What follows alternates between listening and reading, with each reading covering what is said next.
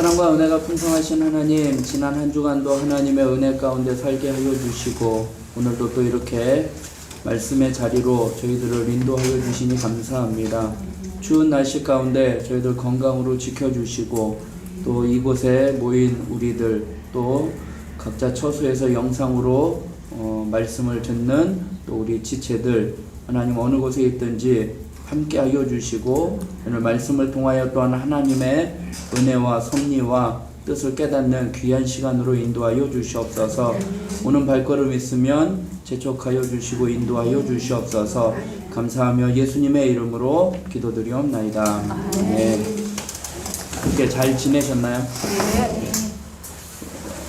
이게 하는데 어려움은 없으세요? 성경 읽는 게 많아서 그게 어려운 거예요? 네, 그게 제일 어렵고 나가면서 이걸 까먹은 거. 지금은 범위가 금방금방 안 나갔죠. 오늘은 뭐 사사기하고 룻기만 읽었는데 다음 주는 사무엘 상하 11기까지 이렇게 돼요. 그 다음에 역대 상하 이렇게 되는 거라서 범위가 넓어요. 근데 이제 짬짬이 성경을 읽으시면 돼요. 읽으시면 되는 거니까. 그리고 교재를 한번 읽어 오시면 교재는 이제 간단하게 설명을 했지만 성경을 보면서 같이 이야기를 나누면 또 이해가 되고 옛날에 들었던 말씀들이 또 생각이 나니까 그런 생각이 들더라고요. 이렇게 메모를 하시는데 불편함이 없지 않아 있는 것 같기도 하고, 그래서 여기 PPT 이렇게 나오면 뭐 사진도 찍고 막 이러시는 것 같아요. 제가 또 자료들을 올려드리도록 하도록 하고 오늘은 프린트물을 제가 했어요.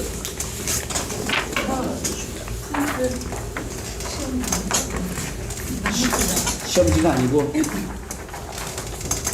영상으로 예배 드리시는 분은 다음 주에 드리고 제가 또 카톡에 요거 올리도록 하겠습니다. 오늘은 사사 시대입니다. 복습은 이제 이따가 최종적으로 마지막으로 다시 한번 창조 시대부터 한번 훑어보기로 하고요. 오늘 사사 시대여서 이 사사 시대는 우리의 일상생활하고 똑같은 내용이에요. 뭐냐면 우리가 일상생활에서 하나님의 은혜 가운데 살잖아요. 하나님의 은혜 가운데 살면서 그 은혜에 처음에는 감사하며 살다가 시간이 지나면 어떻게 해요? 잊어버려요. 잊어버리다가 보면 하나님의 뜻대로 또 살지를 못해요. 그러다 보면 이제 하나님께서 이제 징계를 하시죠. 어떤 이제 어려움을 만나게 되잖아요. 우리가 어려움을 만나게 되면 하나님 잘못했습니다. 하나님 용서해 주세요. 하나님 도와주세요. 라고 또 기도를 해요. 그럼 또 하나님의 은혜로 또 도움을 받아서 그 문제가 해결이 돼요. 그러다가 또 시간이 지나면 잊어버리고 하는 이 반복이 오늘 사사시대의 내용이라는 것입니다. 급한 불이 꺼지고 나면 얼마간 시간이 흐르고 난 다음에 이걸 잊어버리고 또 공경에 처하면 또는 하나님을 찾는 것. 이것이 사사시대예요. 지난 시간이 이제 정복시대였잖아요. 정복시대였기 때문에 여호수아가 가나안 이스라엘 백성들이 이끌고 가나안 땅을 정복한 다음에 제비를 뽑아서 각 지파별로 땅을 분배를 하고 각자 이제 자기의 땅에서 살게 되는 거예요. 그러면서 이제 여호수아가 마지막으로 이제 설교를 했죠. 나는 여호와만을 섬기겠다. 너희들은 오늘날 가나안 땅에 있는 신이든지 하나님을든지 선택을 해라라고 이야기하면서 이제 각자 이제 소견에 이제 옳은 대로 살게 되는 시대가 사사 시대예요. 그래서 이제 자유를 준 거죠. 자유를 줬는데 그 자유를 잘 관리하지 못하는 백성들이 오늘 사사시대의 내용입니다. 자, 하나님의 징벌, 또 회개하고 부르짖으면 하나님이 또 구원해 주시고 이게 사사시대를 통해서 이루어지는 건데 오늘 줄거리를 한번 같이 44페이지 줄거리를 한번 같이 읽겠습니다. 하나님은 이스라엘이 자율적으로 살아가기를 바라셨으나 그들은 반복적으로 범죄하고 그래서 주변의 압제자를 통해 징벌하시면 고통 중에 그들이 부르짖고 하나님은 사사를 통해 구원하신다. 이게 사사시대의 전체적인 줄거리예요. 아까 서두에 말씀드린 것처럼 하나님의 은혜 가운데 자유를 주셔서 하나님의 은혜 가운데 살다가 이게 방종이 돼서 범죄하게 돼요. 그러면 하나님이 징계하시고, 그리고 우리는 회개하며 부르짖고, 그러면 이제 하나님이 이제 그 문제를 해결해 주시기 위해서 사사라는 사람을 세우셔요. 그 사사를 통해서 이제 구원하시는 겁니다. 누구 한 분 좀 밑으로 내려가 주시면.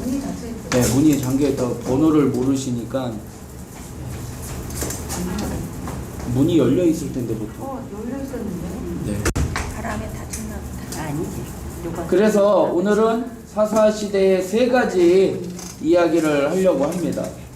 악순환, 사사, 죄인의 실상, 이렇게 세 가지를 살펴볼 텐데, 사사 시대의 시대적 상황은 이스라엘 백성들이 가나안 땅을 점령을 했잖아요. 가나안 땅을 점령을 했는데 그들이 그 가나안 땅의 족속들을 다 쫓아내지는 못했어요. 그래서 일부만 남겨놓게 되는데, 이제 모압, 미디안, 블레셋, 이러한 족속들을 남겨두다 보니까 그들의 문화와 같이 생활을 하게 되는 거예요. 그들의 남아있는 잔재들이 남아있다 보니까 어떻게 보면은 그 잔재들이 내게 그렇게 영향을 미치겠느냐 하겠지만, 그들의 문화가, 잔재들이 이스라엘 백성들에게 많은 영향력을 끼치게 된 거예요. 왜냐하면 이스라엘 백성들이 애굽에서 나와서 가나안 땅으로 가는 여정 가운데는 광야 생활이었잖아요. 그래서 그들의 먹고 마시고 생계의 문제는 하나님이 다 책임지셨어요. 만나와 메추라기를 주셨어요. 그런데 이제 가나안 땅에 정착하면서부터는 거기서는 만나와 메추라기가 내리지 않는 거예요. 그럼 뭐 하는 거예요? 농사를 지어야지 되는 거예요. 그런데 농사를 짓다 보니까, 이게 자신들이 농사를 짓다 보니까 그 지역의 사람들은 농사를 짓고 있었던 사람이잖아요. 정착민이니까. 그러다 보니까 농사를 지을 때 보니까 그 사람들이 하는 풍습이 보니까 하늘에 절을 하는 거예요. 비를 내리게 해달라. 그러면서 각자 자기들의 우상들에게 이 농사를 잘 짓게 해달라는 그러한 제사를 드리는 모습을 보니까 이스라엘 백성들의 마음 가운데도 그러한 유혹이 생기는 거죠. 먹고 살아야지 되니까, 농사를 지어야지 되니까 그들의 풍습을 그대로 따라오게 되는 거죠. 농사를 지어보지도 않았으니까 그들이 농사하는 거 보고 따라하면서 그들의 문화까지 그냥 습득하게 되는 것이죠. 그래서 여호수아의 세대가 죽고 난 다음에 다음 세대가 하나님의 말씀으로 계승을 못하는 거예요. 여호수아, 오늘 이제 이 사사기 이따가 또 볼 텐데 2장 8절부터 한번 보면, 사사기 2장 8절부터 보면, 여호와의 종 눈의 아들 여호수아가 110세의 죽음에 우리가 그의 기업에 경내 에브라임 산지 가스산 북쪽 거기에 장사하였고, 10절이에요. 그 세대의 사람도, 그러니까 애굽에서 나온 세대는 광야에서 다 죽어버리죠. 40년간 이제 재훈련을 통해서 불신앙 때문에 다 죽게 되고, 그 광야에서 태어난 그 세대도 그 가나안 땅에 들어갔을 때 그 조상들에게 다 돌아갔다는 거예요. 그 후에 일어난 무슨 세대래요? 다른 세대래요. 그러니까 그 다른 세대는 어떠한 사람이냐? 여호와를 알지 못하고 여호와께서 이스라엘을 위하여 행하신 일도 알지 못하였다. 그러니까 가나안 땅에 하나님이 인도하신 목적은, 그 가나안 땅에 지난번에 말씀드렸잖아요. 나라의 세 가지 요소가 국민, 백성, 그 다음에 주권, 그 다음에 영토잖아요. 그래서 애굽에서 나왔으니까 주권이 생긴 거고, 애굽에서 자라면서 백성들이 이제 국민이 된 거고, 땅이 없어서 가나안 땅으로 이제 이주하게 됐는데, 그러면서 예배하는 공동체로, 하나님을 경외하는 공동체로, 이제 그 땅에서 하나님을 예배하는 공동체로 세워가야지 되는데, 하나님을 알지 못하고 하나님이 어떻게 역사하신지를 알지 못하는 세대가 되다 보니까, 이 사사시대처럼 이제 들은 그거는 있으니까 하나님 앞에 불을 짓고 또 징벌하고, 그게 이제 몸에 배지 않았다는 것이죠. 그래서 내부적인 상황이 이렇게 된 이유가 뭐냐면, 이스라엘 땅의 지파의 12지파가 땅을 차지하잖아요. 근데 한 지파는 차지하지 않아요. 어떤 지파죠? 레위 지파예요. 레위 지파가 하는 일은 뭐예요? 제사 드리는 거잖아요. 제사 드리는 거고 하나님의 율법을 하나님의 말씀을 가르치는 거예요. 그래서 레위 지파는 정착하지 아니하고 각 지파별로 뿔뿔이 흩어져서 살게 됐는데 그러면서 제사를 드리고 하나님의 말씀을 계속해서 가르쳐야지 되는데 그 역할을 레위 지파가 제대로 하지 못했던 것이죠. 그러니까 율법 교육을 하지 못하다 보니까 이스라엘의 총체적인 난국이 이렇게 발생하게 되는 거예요. 그래서 중요한 건 뭐냐면 우리가 신앙생활하는 거 중요한데 우리의 자손들에게 이거를 물려줘야지 된다는 거예요. 그래서 다음 세대 뭐 이렇게 얘기하잖아요. 그런데 그 설교하시는 분들이 이 말씀을 많이 인용을 해요. 다음 세대. 정말로 하나님의 말씀으로 그 다음 그렇게 연결을 해서 계승을 해서 계속 말씀을 이어나가야지 되는데 그 다음 세대가 아니라 무슨 세대?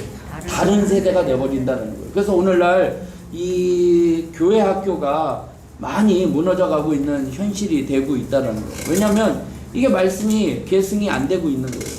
그래서 부모님은 신앙생활 열심히 하는데 자녀들은 신앙생활을 제대로 못하는 경우가 이러한 이제 사사시대와 같은 역할을 하게 되는 것이죠. 그래서 이제 악순환이 이제 범하게 되는데 악순환의 한번 줄거리를 같이 읽겠습니다. 범죄, 징벌, 부르짖음, 구원이 반복돼. 예. 그림을 보면 아까도 말씀드린 것처럼 하나님 앞에 범죄를 해요. 그러면 하나님이 어떻게 해요? 그 죄에 대한 대가를 치르시니까 징벌을 하셔요. 그러면 이제 하나님 앞에 뭐예요? 간구하는 거예요. 하나님 잘못했습니다. 하나님 용서해 주세요. 예. 용서해 주세요. 그러면 이제 또 어떻게 해요? 하나님이 그때마다 사사라는 사람을 특별히 세우셔요. 이스라엘 백성들이 애굽에서 나올 때는 모세라는 지도자, 여호수아라는 지도자 그 한 사람을 통해서 계속 이끌어왔지만 이때에는 각자 자기의 소견에 오른 대로 각자 흩어져서 자율적으로 살아가는데 문제가 생길 때마다 하나님이 특별하게 임시적인 그 역할을 감당한 사사를 세우셔요. 그래서 사사를 통해서 구원을 해주셔요. 그러면 이제 구원을 하고 이제 평화로워지니까 또 어떻게 해요? 망각하게 되는 거죠. 그러면 또 범죄하게 되고 이러한 사건이 지금 이 사사 시대에 7번이나 반복이 돼요. 7사이클을 반복을 해요. 그래서 여러분들 나눠준 거 저도 한 장만 주시겠어요? 거기 사사가 12명으로 지금 거기 보면 7이라고 돼 있죠. 주기가 7. 그래서 7번 돌아가요. 7번 사이클이 성경에 기록이 되어 있어요. 그러면서 이제 구원자 해놓고서는 거기에 사사야. 온니엘, 에웃, 삼갈, 드보라, 기드온, 돌라, 야일, 입다, 입산, 엘론, 그 다음에 압돈, 삼손 해가지고 12명이에요. 그런데 사사 시대에 나온 사사가 12명이지 사사 두 사람은 또 있어요. 누구냐면 사무엘상으로 넘어가서 엘리라는 제사장이 있고 그 다음에 사무엘이라는 선지자가 있어요. 그 두 사람까지 합치면 14명인데 사사시대에 사사기에 나와 있는 사사는 12명이다. 그래서 어디에는 12명이라고 하고 어디는 14명이라고 하는 그러한 자료들이 있을 거예요. 기억은 하시는 게 사사기에 나온 사사들은 12명이에요. 그리고 사이클은 이 범죄, 징벌, 간구, 구원, 망각 이 주기가 7번 반복이 된다라는 거죠.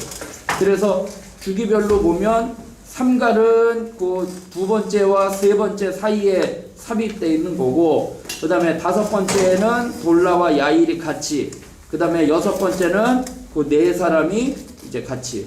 이거는 왜 네 사람이 같이냐? 지역이 좀 틀리다라는 거죠. 이해가 되시죠? 이게 여호수아처럼 모세처럼 한 민족을 전체적으로 이끌어가는 게 아니라 그 지역마다 그런 문제가 있을 때 사용했던.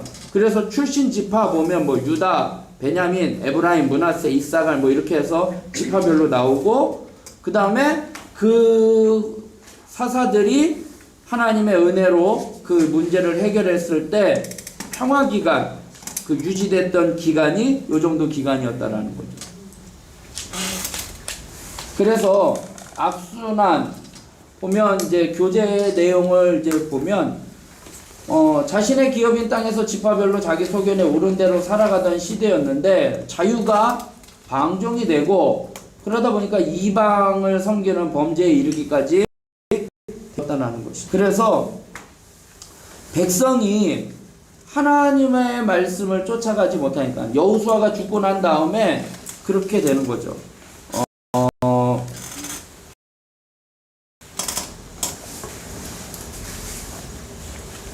여호수아 24장을 한번 볼게요. 여호수아 24장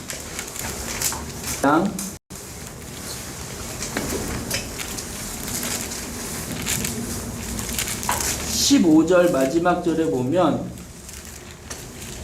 24장 15절에 보면 오직 나와 내 집은 여호와를 섬기겠노라 라고 여호수아가 이야기하잖아요. 그러니까 16절에 뭐라고 해요? 백성이 대답하여 이르되 우리가 결단코 여호와를 버리고 다른 신들을 섬기기를 하지 아니하오리니 라고는 얘기는 했지만 여호수아가 죽고 난 다음에 율법을 가르치지 아니하고 자기 소견에 오른 대로 살다 보니까 그렇게 방종하게 되는 것이죠.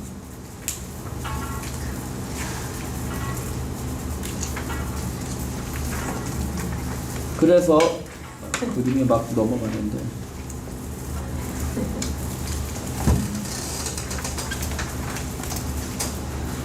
이스라엘 백성들의 악순환이 계속되는 이유는 그 아까도 말씀드린 처럼 땅을 점령할 때 철저한 제거가 이루어지지 않았음을 이야기를 하고 있습니다.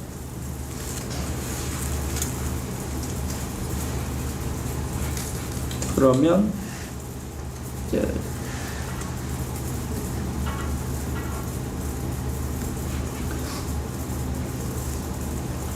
사사기 1장부터 이제 차례대로 이제 좀 살펴볼 텐데요. 사사기 1장 19절을 한번 보면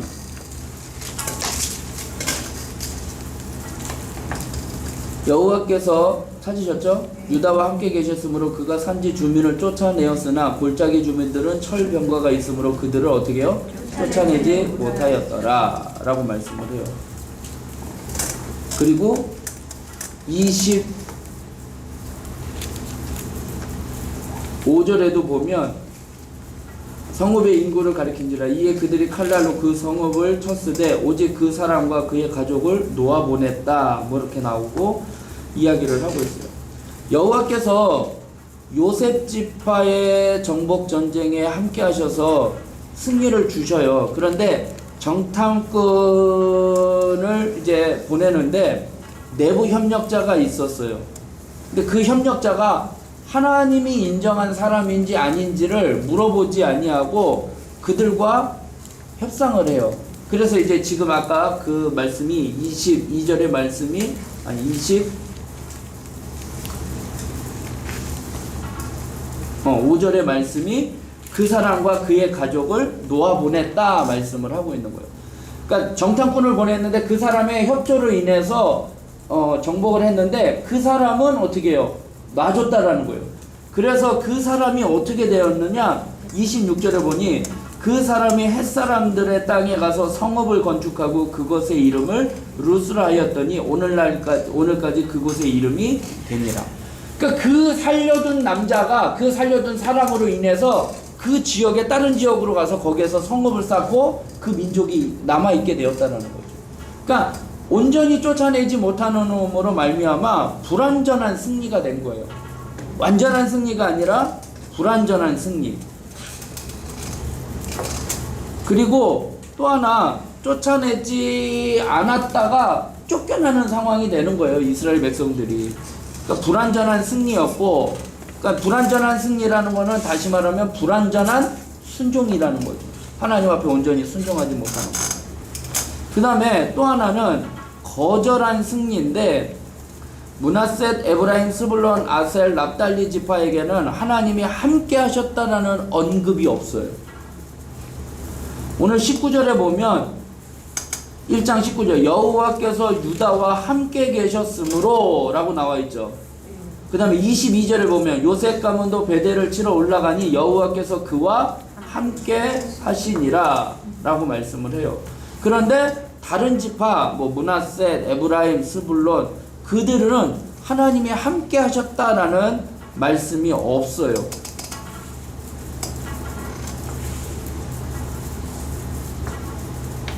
그들은 전쟁을 하는 데 있어서 상대가 너무 강해 보여서 포기하기도 했고, 그리고 충분히 이길 수 있어도 그들을 자신들의 노예로 이용하기 위해서 그들을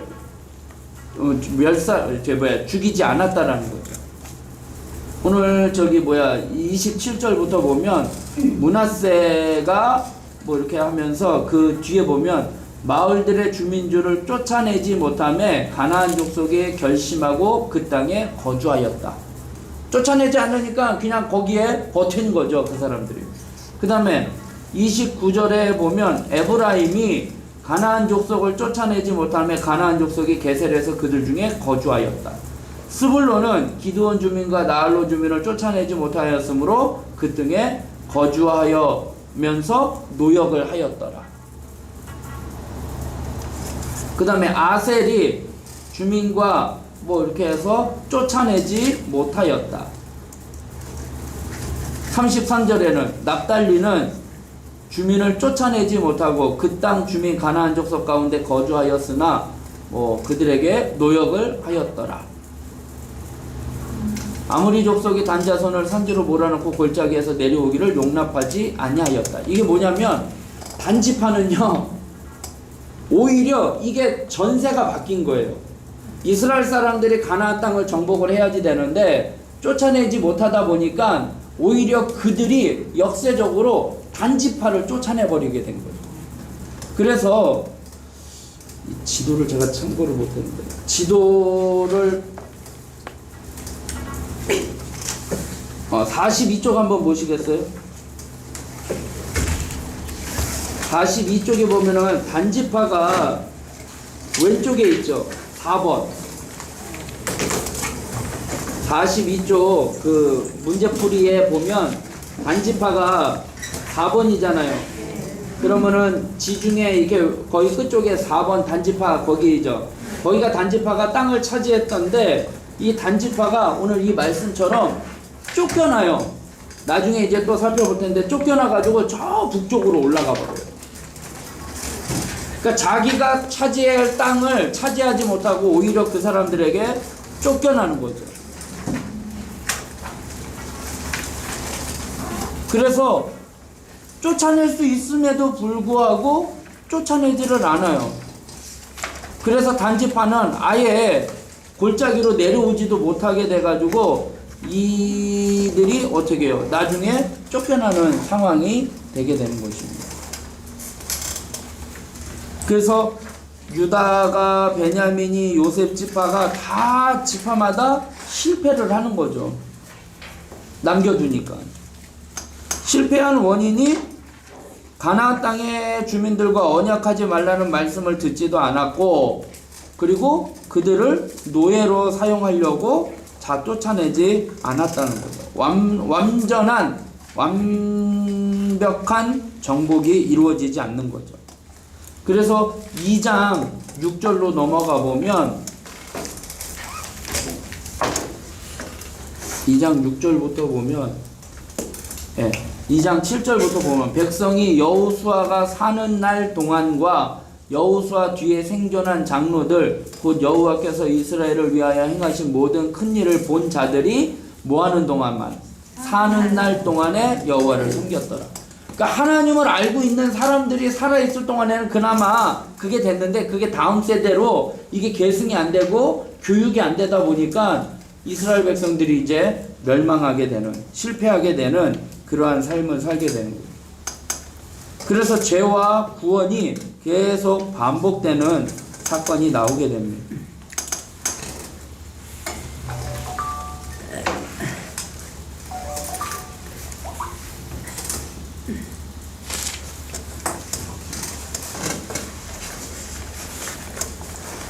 그래서 이제 7번이라는 이제 순환이 이제 악순환이 되는데 그건 좀 이따 이제 좀 살펴보고, 두 번째 이제 사사에 대해서 좀 살펴보겠습니다. 사사 같이 읽겠습니다. 왕과 제사장, 선지자의 역할을 함께하던 하나님의 일꾼. 기름 부음을 받아 세워지는 하나님의 종. 그러니까 성경에 하나님의 사람을 세울 때 기름을 부어서 세우는 사람이 세 사람이 있어요. 왕과 제사장과 선지자.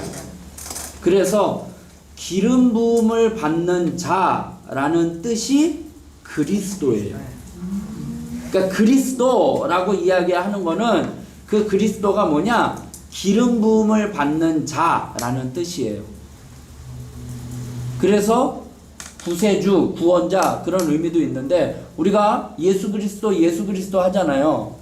그러니까 예수 그리스도의 정확한 표현은 예수는 그리스도라는 표현이 정확한 표현이에요. 그리스도라는 말이 기름 부음을 받는 자라는 뜻이에요. 그래서 예수님이 기름 부음 받은 자, 즉 왕, 제사장, 선지자의 역할을 감당하신 분이라는 거예요. 그래서 예수님이 왕으로서는 뭐예요? 마귀를 멸하시는 왕. 제사장은 뭐예요? 우리의 죄 문제를 해결해 주시는 제사장. 선지자는 뭐예요? 하나님의 말씀을 우리에게 가르쳐 주시는 선지자. 그 세 가지 역할을 감당하셨던 분이 예수님이에요. 그래서 예수님이 그리스도다라는 표현이라는 거예요. 기름 부음을 받은 자, 왕으로서 제사장으로서 선지자의 역할을 하셨다라는 거예요. 그래서 정확한 표현은 예수는 그리스도. 쉽게 얘기하면 최정훈 목사 이렇게 얘기하잖아요. 최정훈 목사가 제 이름은 아니잖아요. 예수님이 이름이, 우리가 보통 예수님의 이름이 예수 그리스도라고 생각을 하는데 정확한 표현은 아까 예수는 그리스도. 예수가 이름이고 그리스도는 뭐예요? 그의 직분이에요. 사명이에요. 최정훈 목사가 이름이 아니잖아요. 이름은 최정훈이고 최정훈이 하는 일이 뭐예요? 목사라는 거예요. 직분이 목사라는 거예요. 그러니까 정확한 표현이 예수 그리스도는 예수님이 이름이고 그분이 하시는 일이 뭐냐? 기름 부음 받은 자, 왕, 제사장, 선지자의 역할을 감당하는 거예요. 그래서 사사는 이 왕과 제사장, 선지자의 역할을 함께했던 하나님의 일꾼이에요. 그래서 왕으로서는 평상시에는 뭐하냐? 재판을 하는 사람이에요. 그러니까 지금 이제 뭐 다윗왕, 솔로몬왕 그런 왕을 이야기하는 게 아니에요. 지금 사사예요. 하나님이 이스라엘 백성들이 문제가 생겼을 때 그 문제를 해결해 주기 위해서 사사를 세우셨는데 그 사사의 역할이 왕의 역할을 했다라는 거예요. 그러니까 그렇다고 해서 그 나라를 전체를 다스리는 게 아니라 평상시에는 뭐예요? 그 문제를 해결하는 재판의 역할을 하는 거고 전쟁 시에는 그 문제를 해결해 미간이 쳐들어오고 블레셋 뭐 하는 거예요? 진두 지휘하는 거예요. 전시에는 전쟁을 지휘하는 역할을 했던 게 사사였다는 거예요. 그래서 제가 색깔로 칠한 게 칼을 차는 거고 망치를 들고 있는 거예요. 이해가 되시죠? 그 다음에 제사장의 역할은 뭐예요? 백성의 문제를 가지고 하나님 앞에 나아가는 거예요. 그래서 뒤에 향로 있죠. 그래서 제사 드린다 해서 향기 이렇게 해서 이렇게 표현을 한 거예요. 그거를 의미를 하고 있는 거예요. 그 다음에 선지자의 역할은 뭐예요? 뭘 갖고 있어요, 옆에? 법계, 십계명 그 돌판이잖아요. 하나님의 말씀, 하나님의 음성을 들려주는 거죠. 이 역할을 하는 게 사사였다는 거예요. 그런데 그들의 특징은 뭐냐면 기름 부음을 받는 거예요. 그러니까 왕, 제사장, 선지자는 기름을 부어서 세우는 거예요. 그런데 임시로 사용된 사람들이에요. 임시직이에요. 그런데 온 인류를 역사적으로 볼 때 모든 백성을 구원하시기 위해서 완전한 기름을 부음을 받으신 분이 누구예요? 예수님이에요. 그래서 예수 그리스도 기름 부음을 받는 자. 근데 이 사사는 또 하나의 특징은 뭐냐? 왕이나 제사장 같이 세습은 안 돼요. 나중에 이제 다음 시간에 이제 왕정 시대인데 왕은 세습이 되잖아요. 솔로몬이 요나단에게 왕권을 물려주려고 했는데 하나님이 사울을 떠나고 다윗에게 됐고 다윗은 이제 솔로몬에게 이제 왕권을 물려주는 것처럼 왕은 세습이 돼요. 그리고 제사장도 세습이 되는 거죠. 계속 이제 그 레위 지파를 통해서만 이제 나아가는 거니까.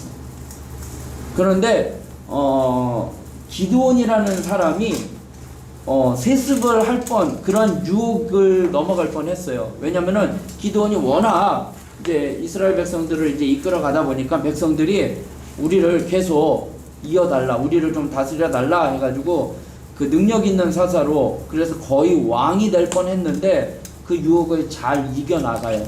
그런데 거절하고 끝났으면 참 좋았을 텐데 뭔가 허전하니까 그냥 금덩어리를 좀 달라고 해가지고 이제 그것이 이제 올무가 되는 일이 돼요. 그래서 에봇을 만들어요. 그 제사장이 입는 에봇 있잖아요. 그걸 만들게 되고, 그리고 그의 아들들은 문란한 사생활을 하게 되는 거죠. 기드온이 아들이 70명이에요. 네. 그러게요. 아니. 기드온의 아들이 70명이고 이 70명 가운데에 아비멜렉이라는 사람이 그 아버지가 어떻게 보면은 지도자였잖아요. 거의 왕이 될 뻔한 거잖아요. 그 권력의 맛을 알기 때문에 이 아비멜렉이 왕이 되려고, 자녀가 몇 명이라고요? 70명이니까 자기를 뺀 69명을 다 죽이려고 해요. 그냥 다 죽이는데 한 사람만 도망치는 바람에 그 사람은 살아나게 돼요. 그러니까 그렇게 해서 왕이 되려고 했다가 결국은 그 아비멜렉은 어떤 여자가 맷돌을 집어 던져가지고 그 맷돌에 맞아 죽게 됩니다. 네. 그래서 세습이 안 되게 되는 거죠. 이제 사사는 이제 제가 이제 이제 하나씩 살펴볼 텐데, 아까 제가 그림 하나를 설명을 못 했는데 이거를 보면, 자 보세요.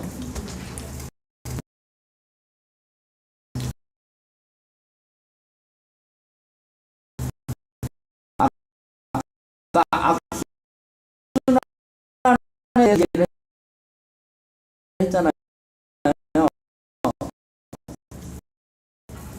여기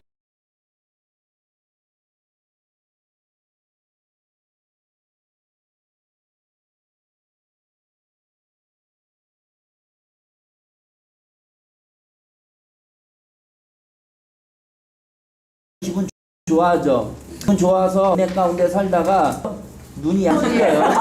그죠? 눈이 풀린 거예요. 그래서 범하게 되는 거죠. 하나님이 뭐예요? 기회를 하시니까 그래서 하나님 이거 햄버거 아니에요? 기도하는 소리. 그리고 난 다음에 해주시니까 하리는 거죠. 또 이제 개순환이 된다. 그래서 사사를 역사하는데 이게 온니아시 그래요. 이제 3장부터 이제 사사들이 나오기 시작을 합니다. 온니엘은 첫 번째 사사인 거죠. 이 온니엘은 누구냐면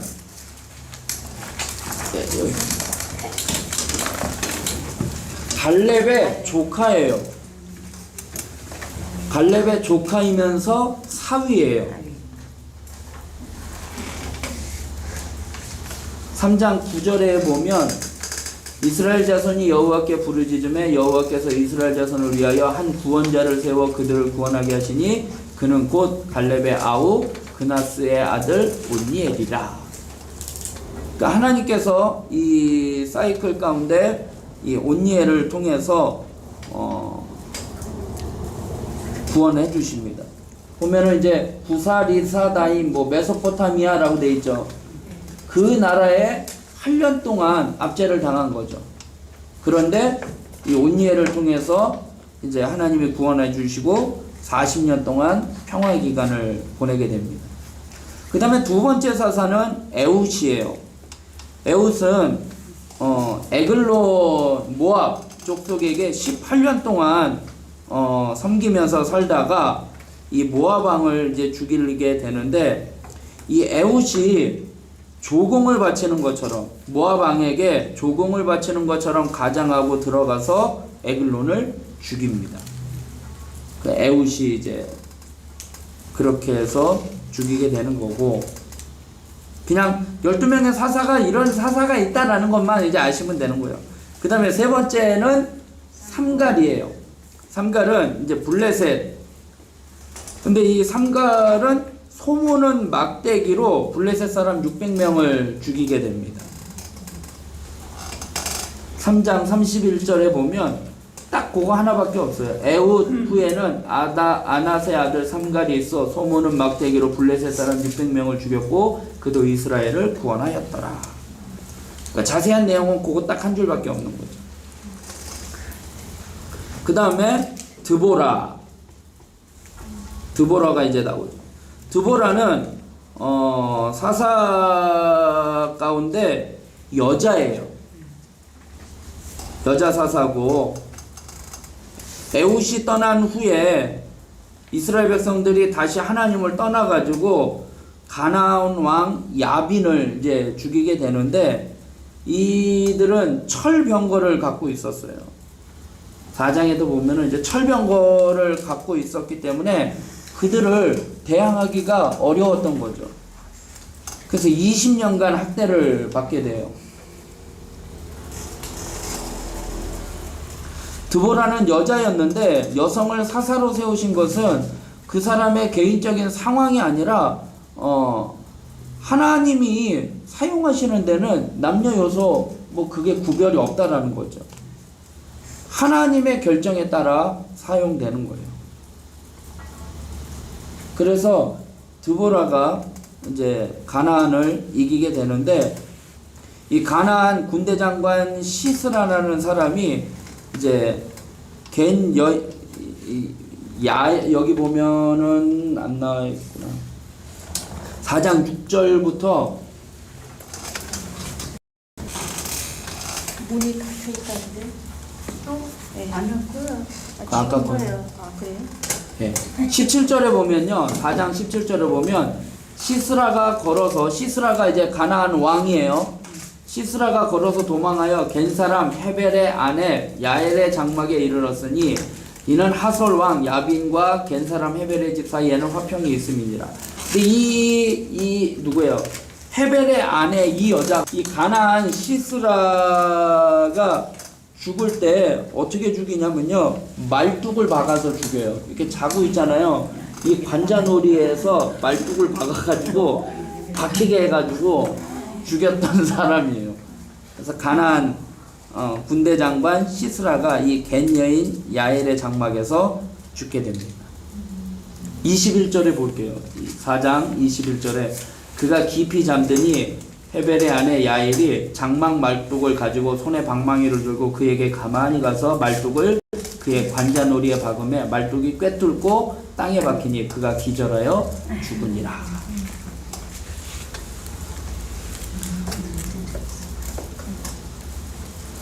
그래서 평화가 한 40년간 일어나게 됩니다. 그 다음에 이제 우리가 잘 아는 이제 사사가 기드온이죠. 기드온이 이제 6장부터 이제 기드온이에요.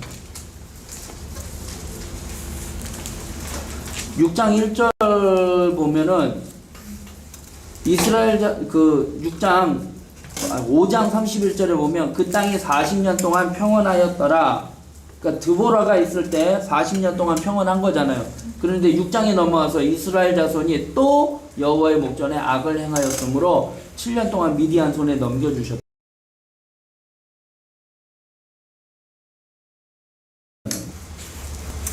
부름을 받을 때 한 상황이었냐면 11절에 보면 여호와의 사자가 6장 11절이에요. 여호와의 사자가 아비에셀 사람 요아스에게 속한 오브라에 이르러 상수리 나무 아래에 앉으니라. 마침 요아스의 아들 기드온이 미디안 사람에게 알리지 아니하려 하여 밀을 어디에요? 포도주 틀에서 타작하였더니. 밀을 넓은 마당에서 타작을 해야지 되는데 포도주 틀에 타작하는 이유가 뭐냐면 넓은 틀에다가 타작을 하면 미디안 사람들이 오면은 다 뺏겨 버리는 거예요. 그러니까 포도주 틀에서 타작을 하다가 오면 들고 도망갈 수 있게. 그러니까 눈치 보는 사람이었던 거예요, 기드온이. 그런데 그 사람에게 하나님이 뭐라고 이야기하느냐, 12절에 보니까 여호와의 사자가 기드온에게 나타나 이르되 뭐래요? 큰 용사여 여호와께서 너와 함께 계시도다 말씀을 하고 있어요. 하나님이 그와 함께 하시겠다라고 약속을 하셔요. 그러니까 이제 기드온이 이제 하나님 앞에 그러면 하나님이 그러면 우리와 함께 하신다고 하는데 그러면 왜 우리나라는 이 미디안 족속들에게 맨날 이렇게 당합니까? 그 하나님 증거를 보여주세요 라고 해서 그가 하나님 앞에 증거를 보여달라고 했던 기도의 내용이 뭐예요? 양털 뭉치죠. 양털 뭉치를 바깥에다 내놓고서는 하나님 다음날 이슬이 양털 뭉치에만 내리게 해달라. 땅에는 내리지 않게. 그랬더니 그대로 된 거예요. 또 하나님 그러면 내가 못 믿겠으니까 한 번만 더 반대로 해달라. 양털 뭉치에는 이슬이 안 내리고 땅에는 이슬이 내리게 해달라 라고 이야기를 하게 됩니다. 그래서 하나님이 함께 하신다라는 것을 이제 알고 이제 전쟁을 이제 준비하게 되는 거죠. 전쟁을 준비하게 되는 게 이제 7장의 내용이에요. 7장의 내용인데 7장에 보면 1절에 보면 여룹바알이라는 기드온과 그를 따르는 모든 백성이 일찍 일어나 하룻샘견에 진을 치고 미디안 진영은 그들의 북쪽이요 모레산 앞쪽에 있었다. 진을 이제 친 거예요. 미디안 사람들하고 이제 전쟁을 하게 되는데 몇 명이 모이게 되느냐? 2절에 보니까 여호와께서 기드온에게 이르시되 너를 따르는 백성이 너무 많은즉 그들의 손에 미디안 사람을 넘겨주지 아니하니니 이스라엘이 나를 거슬러 스스로 자랑하기를 내 손에 나를 구원하였다 할까 합니다. 32,000명이 모여요. 전쟁에 나가려고 32,000명이 모이는데 하나님이 뭐라고 말하냐? 너 백성 너무 많어. 그래서 두려워하는 사람들, 걱정 있는 사람들 돌려보내라고 하니까 32,000명에서 22,000명이 다 가요. 그게 3절에 보면 이제 너의 백성의 귀에 외쳐 이르 누구든지 두려워 떠는 자는 길라산을 돌아가라 하라니 이에 돌아간 백성이 22,000명이요 남은 자가 10,000명이에요.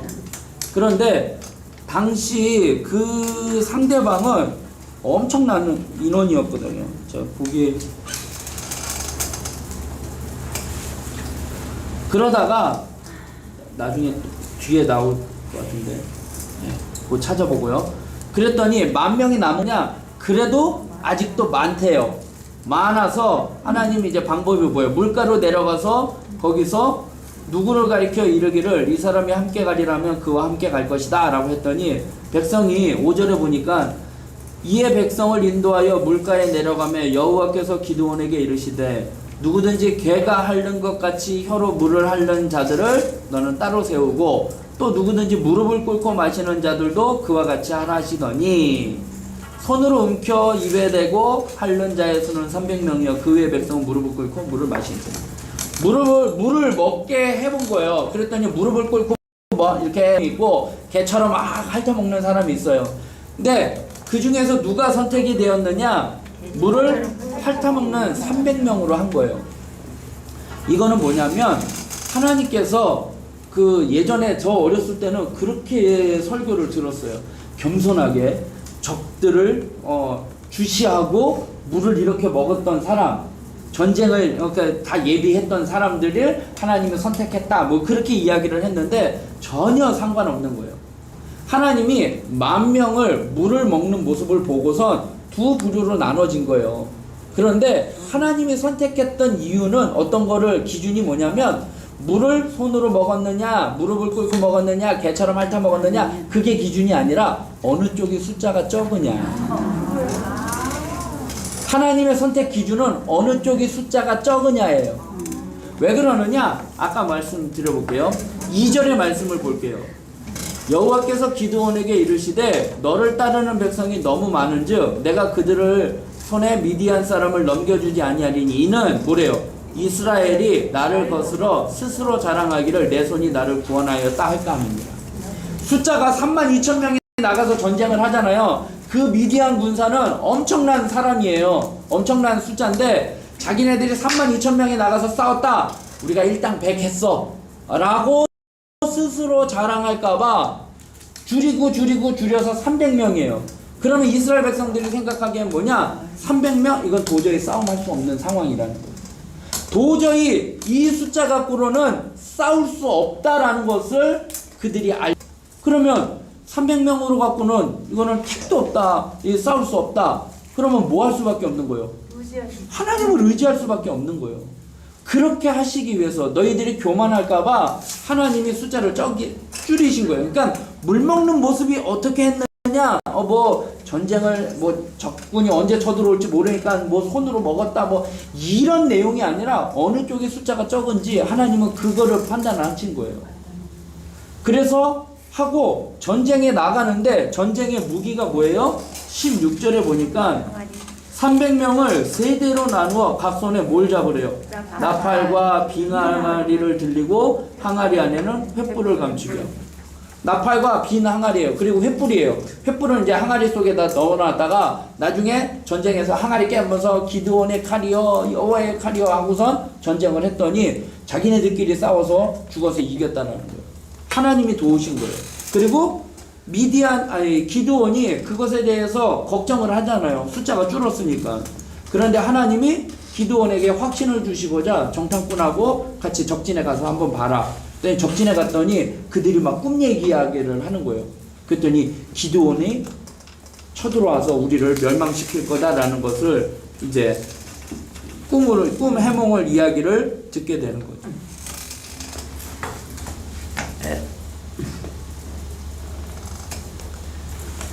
그래서 하나님께서 싸우신 전쟁에서 이제 그런데 8장에 넘어가서 22절에 보면 그때 이스라엘 사람들이 기드온에게 이르되 당신이 우리를 미디안의 손에서 구원하셨으니 당신과 당신의 아들과 당신의 손자가 우리를 다스리소서 왕이 되달라라고 이야기를 하는 거예요.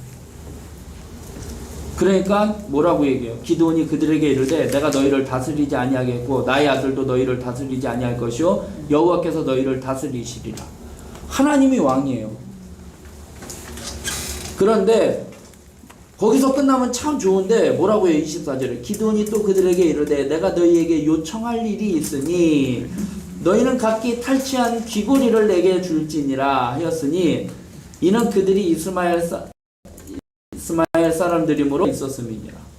그걸로 해서 뭐예요? 27절에 기드온이 그 금으로 에봇 하나를 만들어 자기의 성읍 오브라에 두었더니 온 이스라엘이 그것을 음란하게 위함으로 그것이 기드온과 그의 집에 뭐가 됐대요? 올무가 되었다라는 거예요. 이게 그러니까 이스라엘 백성들을 가나안 족속을 다 쫓아내지 않고 남겨뒀더니 그게 올무가 돼서 가시가 돼서 내게 고통이 되는 거. 기드온도 하나님 앞에 잘 쓰임 받았던 사람이었는데 타작마당에서 보리했던 그 기드온 하나님이 함께 하시면서 큰 였는데 그 교만한 마음으로 그 금고리 그걸로 인해서 에봇 하나 만들어 가지고 그것이 그 집안에 올무가 되었다라는 거예요. 이게 결국 우상이 되었다라는 거예요. 그런데 그의 아들이 아까 70명인데 8장 33절에 보면 기드온이 이미 죽음에 이스라엘 자손이 돌아서서 바알을 따라가 음행하였으므로 또 바알불이 자기들의 신을 삼고 해서 이제 그렇게 되는 거예요. 그러니까 이제 9절에 넘어가서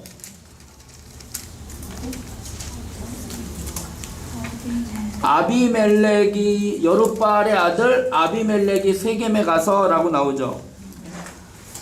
아비멜렉은 기드온의 첩을 통해서 낳은 아들이에요. 그런데 스스로 왕이 되려고 하는 거죠.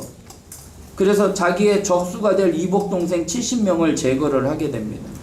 그런데 막내 아들 요담만 도망가요.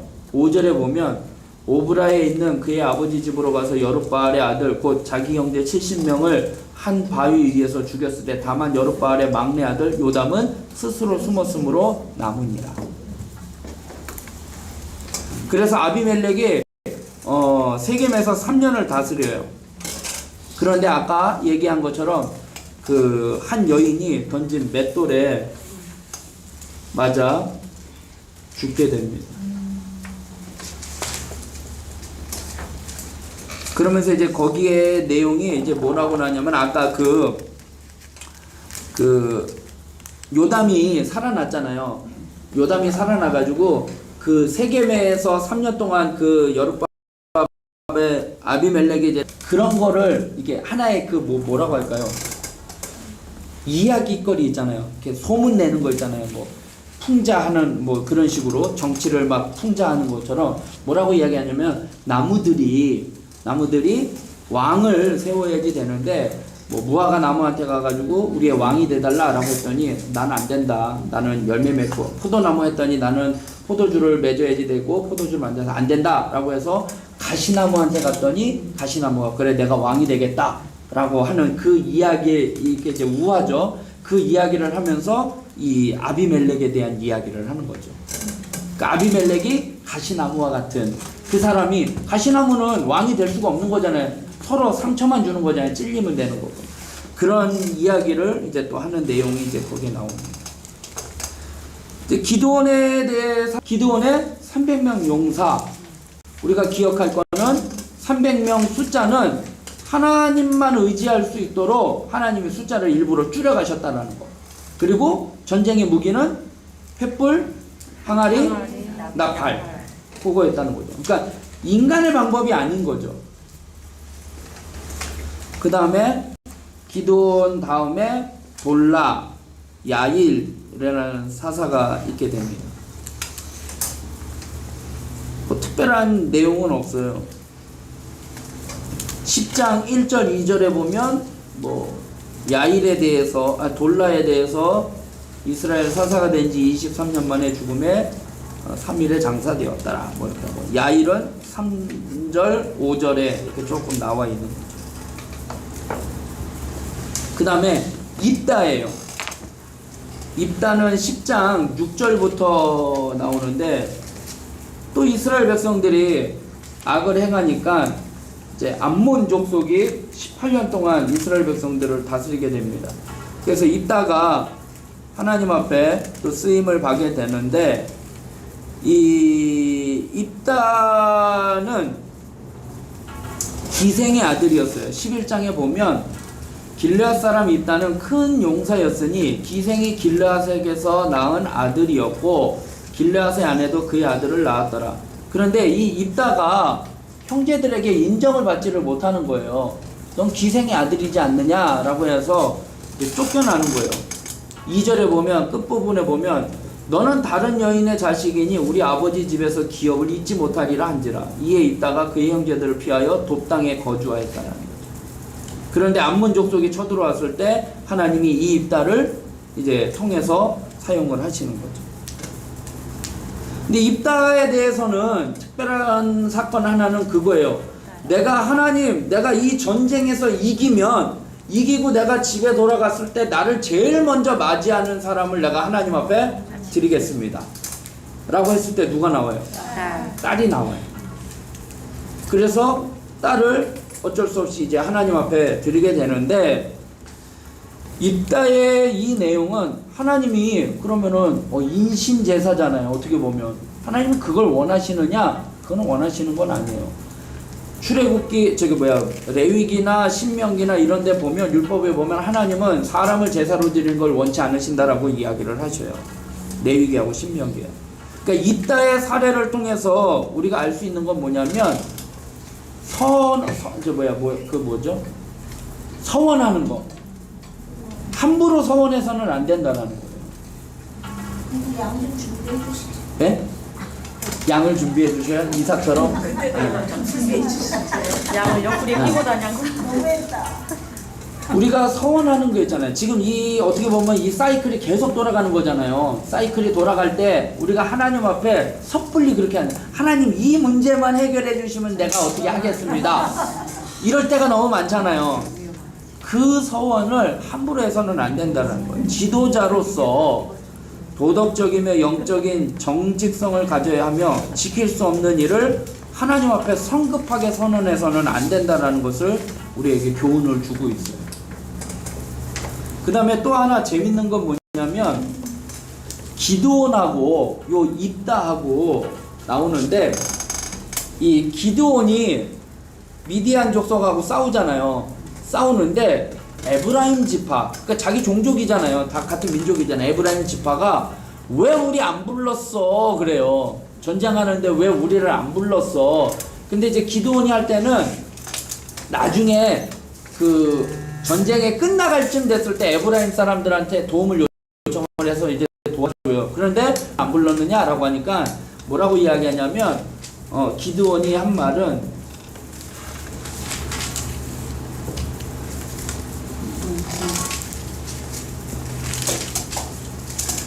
니네 끝물포도 네네 끝물포다. 우리 만물포도보다 낫다. 그런 걸로. 네 8장 2절에 볼게요. 에브라임 사람들이 이제 1절에 보면 기드온에게 이르되 내가 미디안과 싸우러 갈 때 우리를 부르지 아니하였으니 우리를 이같이 전쟁을 하고 난 다음에 에브라임이 와가지고 왜 우리를 안 불렀어? 라고 이야기를 해요. 그러니까 이따가요 화가 나요.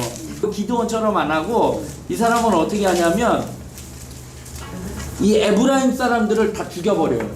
죽이려고 해요. 그래서 12장에 보면 12장 1절에 보면 에브라임 사람들이 모여 북쪽으로 가서 입다에게 이르되 내가 암몬 자손과 싸우러 건너갈 때 어찌하여 우리를 불러 너희와 함께 가지 아니하였느냐 라고 이야기를 해요.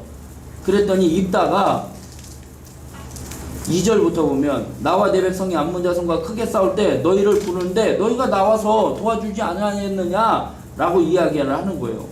그러면서 입다가 4절에 보니까 길앗 사람을 다 모으고 에브라임과 싸우며 길앗 사람들이 에브라임을 쳐서 무찔렀다 라고 이야기를 해요. 근데 이 에브라임 사람들이 도망가니까 그 길목을 막고 이제 죽이는 거예요. 그런데 에브라임 사람인지 아닌지를 어떻게 아느냐? 이 에브라임 사람들에게는 특징이 하나 있어요. 뭐냐? 6절에 보면 5절부터 볼게요. 길앗 사람이 에브라임 사람보다 앞서 요단강가 나루턱에 장악하고 에브라임 사람의 도망하는 자가 말하기를 청하건대 나를 건너가게 하라 하면 길앗 사람이 그에게 묻기를 내가 에브라임 사람이냐 하며 그가 만일 아니라 하면 그에게 이르기를 볼렛이라 발음하라 하여 에브라임 사람이 그렇게 바로 말하지 못하고 십볼렛이라고 발음하면 길앗 사람이 그를 잡아서 요단강에서 그때 죽인 자 2,000명이래요. 쉽볼렛 이거 발음이 안 되는 거예요. 우리나라도 그러죠. 경상도에 쌀 발음이 안 돼가지고 살 하잖아요. 그럼 다 죽었다라는 소리예요. 쉽게 얘기하면. 그러니까 이따는 성격이 불같은 성격이에요. 기드온은 그래도 좀 말을 잘 했잖아요. 당신의 끝물 포도가 우리의 만물 포도보다 낫겠느냐라고 이야기합니다. 에브라임 사람은 이게 자기네들이 민족인데도 그런 있었다라는 거죠. 6년간 사사로 섬기게 됩니다. 그 다음에 사사가 입산이죠.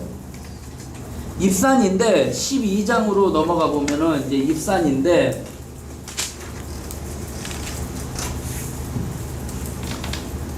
(12장) 13절부터 볼게요. 그 뒤를 이어 비라돈 사람 힐렛의 아들 압돈이 이스라엘의 사사가 된지라. 아니 압돈 입산이 8절이죠. 예. 근데 9절에 보니까 뭐래요? 그가 아들 몇 명이요? 30명과 딸 30명을 두었다.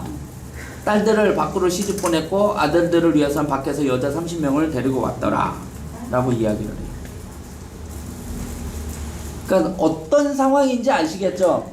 하나님이 쓰시는 사사인데도 30명의 아들과 30명의 딸을 두었던 사람이에요. 입사는 그 특징이 그거고, 그 다음에 엘론 11절부터 12절인데 그냥 스불론 지파 출신이고 10년간 사사로 섬겼다라는 내용이 나와요. 그 다음에 압돈 13절부터 15절에 나오는데 여기에도 보면 아들이 몇 명이에요? 40명과 손자 30명을 두었다. 그 다음에 삼손이에요. 삼손은 사사기에 기록된 마지막 사사예요. 아까 제가 말씀드렸죠. 사사기에 나와 있는 사사는 12명이고 진짜 사사는 2명이 더 있었다고요. 사무엘상에 나와 있는 엘리 제사장과 사무엘. 이제 삼손에 대해서 이제 우리가 또 이제 잘 아는 내용들이 나오는데 13장부터 보면 아까 사사가 지금 이 사사 시대가 어떤 시대인지는 대충 아시잖아요. 막 아들이 30명, 딸 30명, 뭐 아들이 30명, 손자가 뭐 30명 이런 정도 된다라는 거는 두 사람이 부인 하나 갖고 그렇게 낳겠어요? 아니잖아요. 첩이 있었다라는 거잖아요. 그런데 삼손 있잖아요. 삼손이 태어날 때에 13장부터 보면 13장 2절에 보면 소라 땅의 단지파의 가족 중에 많은 자가 있더냐 그의 아내가 임신하지 못함으로 출산하지 못하였다는 거예요. 그러면 그 시대의 상황 같았으면은 첩을 얻어야지 되는 거예요. 그런데 마노아는 첩을 얻지를 않아요. 그러니까 이 가정은 어떻게 하나님 앞에 온전함으로 나아가려고 하는 가정이죠. 그래서 하나님이 천사가 나타나서 이제 삼손의 어머니한테 이야기하죠. 너 아들을 낳을 것인데 뭐 할 것이냐? 나시린으로 삼아라 라고 이야기해요. 나시린은 구별된 자예요. 그래서 머리를 깎지 아니하고 시체를 가까이 하지 아니하고 포도주와 독주를 마시지 아니에요. 그래서 7절에 보면 그가 내게 이르기를 13장 7절이요. 그가 내게 이르기를 보라 내가 임신하여 아들을 낳으리니 이제 포도주와 독주를 마시지 말며 어떤 부정한 것 이 아이는 태에서부터 그가 죽는 날까지 하나님께 바쳐진 나심이 됨이라 하니라. 당시에 일부의 이 가정은 일부 일처제로 나아갔다는 거죠. 그 다음에 또 하나의 사실은 뭐냐면 태어나기 전에 천사로부터 그 소식을 듣게 되잖아요. 삼손이 이제 나시린으로 키울 거 그렇게 키워라 하는데 이 천사가 말하는 거는 네 자식을 그렇게 키워라 라고 이야기하기 전에 너도 그렇게 하라라고 이야기를 하는 거예요. 무슨 말인지 아시죠? 신앙은 자녀들한테 너 이렇게 해야지 돼 이렇게 해야지 돼 그게 아니에요. 부모인 내가 먼저 그렇게 살아야 자녀들한테 그렇게 살라고 할 수 있는 거예요. 또 오늘 이 어머니는 포도주와 자신이 임신하면서 포도주와 독주를 마시지 않고 태에서부터 그가 죽는 날까지 나신인이 될 수 있도록 시체를 가까이 하지 않냐고 그렇게 했다라는 거죠. 그리고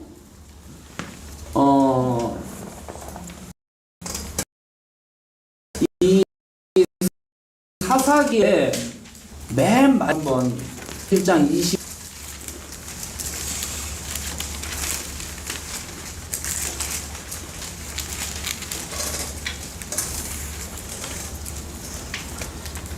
그때에 이스라엘에 뭐가 없으므로 왕이 없으므로 사람이 각기 자기의 소견에 옳은 대로 행하였더라. 이게 사사기를 대표하는 성경 구절이에요. 여호수아가 죽고 왕이 없잖아요. 그러니까 왕이 없으므로 사람이 각기 자기 소견에 옳은 대로 행하였더라. 근데 왕은 있어요. 누구예요? 하나님이에요. 그런데 이스라엘 백성들은 그것을 깨닫지 못하는 거죠. 17장 6절에도 똑같은 말씀이 나와요.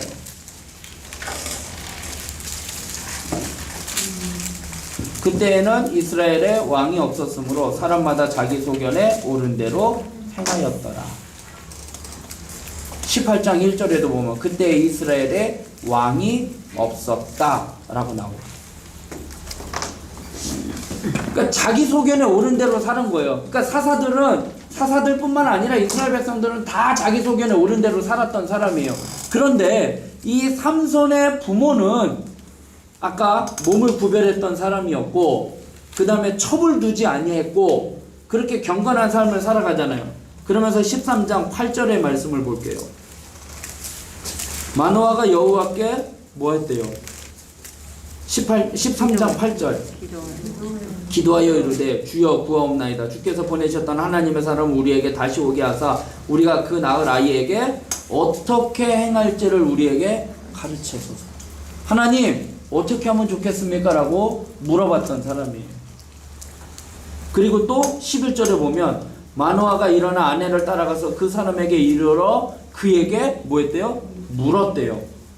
12절에 후반절에 보니까 이 아이를 어떻게 기르며 우리가 그에게 어떻게 행하리이까? 라고 물어봤던 사람이에요.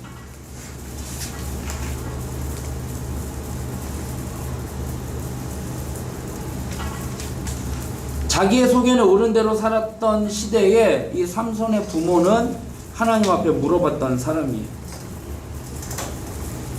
그런데 이 삼손이 어떻게 되느냐? 14절에 이제 넘어가면 1절에 보니까 삼손이 딥나에 내려가서 거기서 블레셋 사람의 딸들 중에서 한 여자를 보았다 말씀을 하고 있어요. 아까 사사시대의 대표적인 말씀이 뭐죠? 이스라엘 왕이 없으므로 뭐 했다고요? 자기 소견에 옳은 대로. 그러니까 삼손은 자기 소견에 옳은 대로 딱 보니까 저기 블레셋 여자가 마음에 드는 거예요. 그래서 그 여자를 어떻게 해요? 아내로 삼으려고 해요.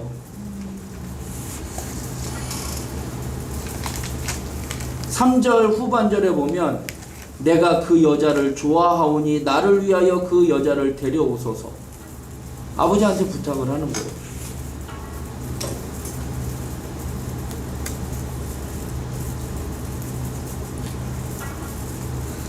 그리고 나중에 이제 그 여인과 결혼을 했는데 나중에 또 뭐 문제가 생겨서 그 여인을 또 다른 남자한테 결혼하고 삼손은 분해에 못 이겨서 여우에다가 꼬리를 해가지고 농작물 다 피해 줘버리고 뭐 이런 얘기가 나오는 거예요.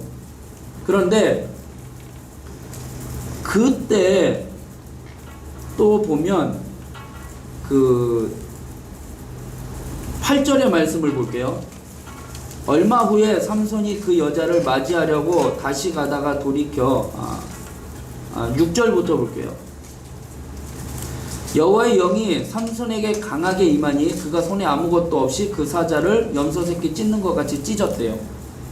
그러니까 사자를 만나게 되는데 하나님의 영이 임했대요. 여기 이제 표현이 그거예요. 하나님의 영이 삼손에게 강하게 임하니. 그러니까 삼손의 힘이 어디에서 나오는 거예요? 하나님이 함께 하실 때. 그런데 사자의 죽음을 본즉 사자의 몸에 벌떼와 꿀이 있는지라 손으로 그 꿀을 떠서 걸어가며 먹고 부모에게 이르러 그에게 그것을 들여 먹게 하였으나 그 꿀이 사자의 몸에서 떠왔다고는 알리지 아니하였더라. 왜 알리지 않았을까요? 그죠? 나시린이잖아요. 그러면 주검을 만져서는 안 되는 거잖아요. 그런데 그걸 또 떠다 줘놓고서는 엄마한테 갖다 줘놓고서는 엄마 이거 거기에서 나왔다 라고 얘기할 수는 없는 거잖아요. 잘못된 것을 본인이 알고 있어요. 나시린의 규례를 어기고 그것을 부모에게는 알리지 않았다는 거예요. 그러니까 사람은 의식하고 하나님은 의식하지 않는 거죠.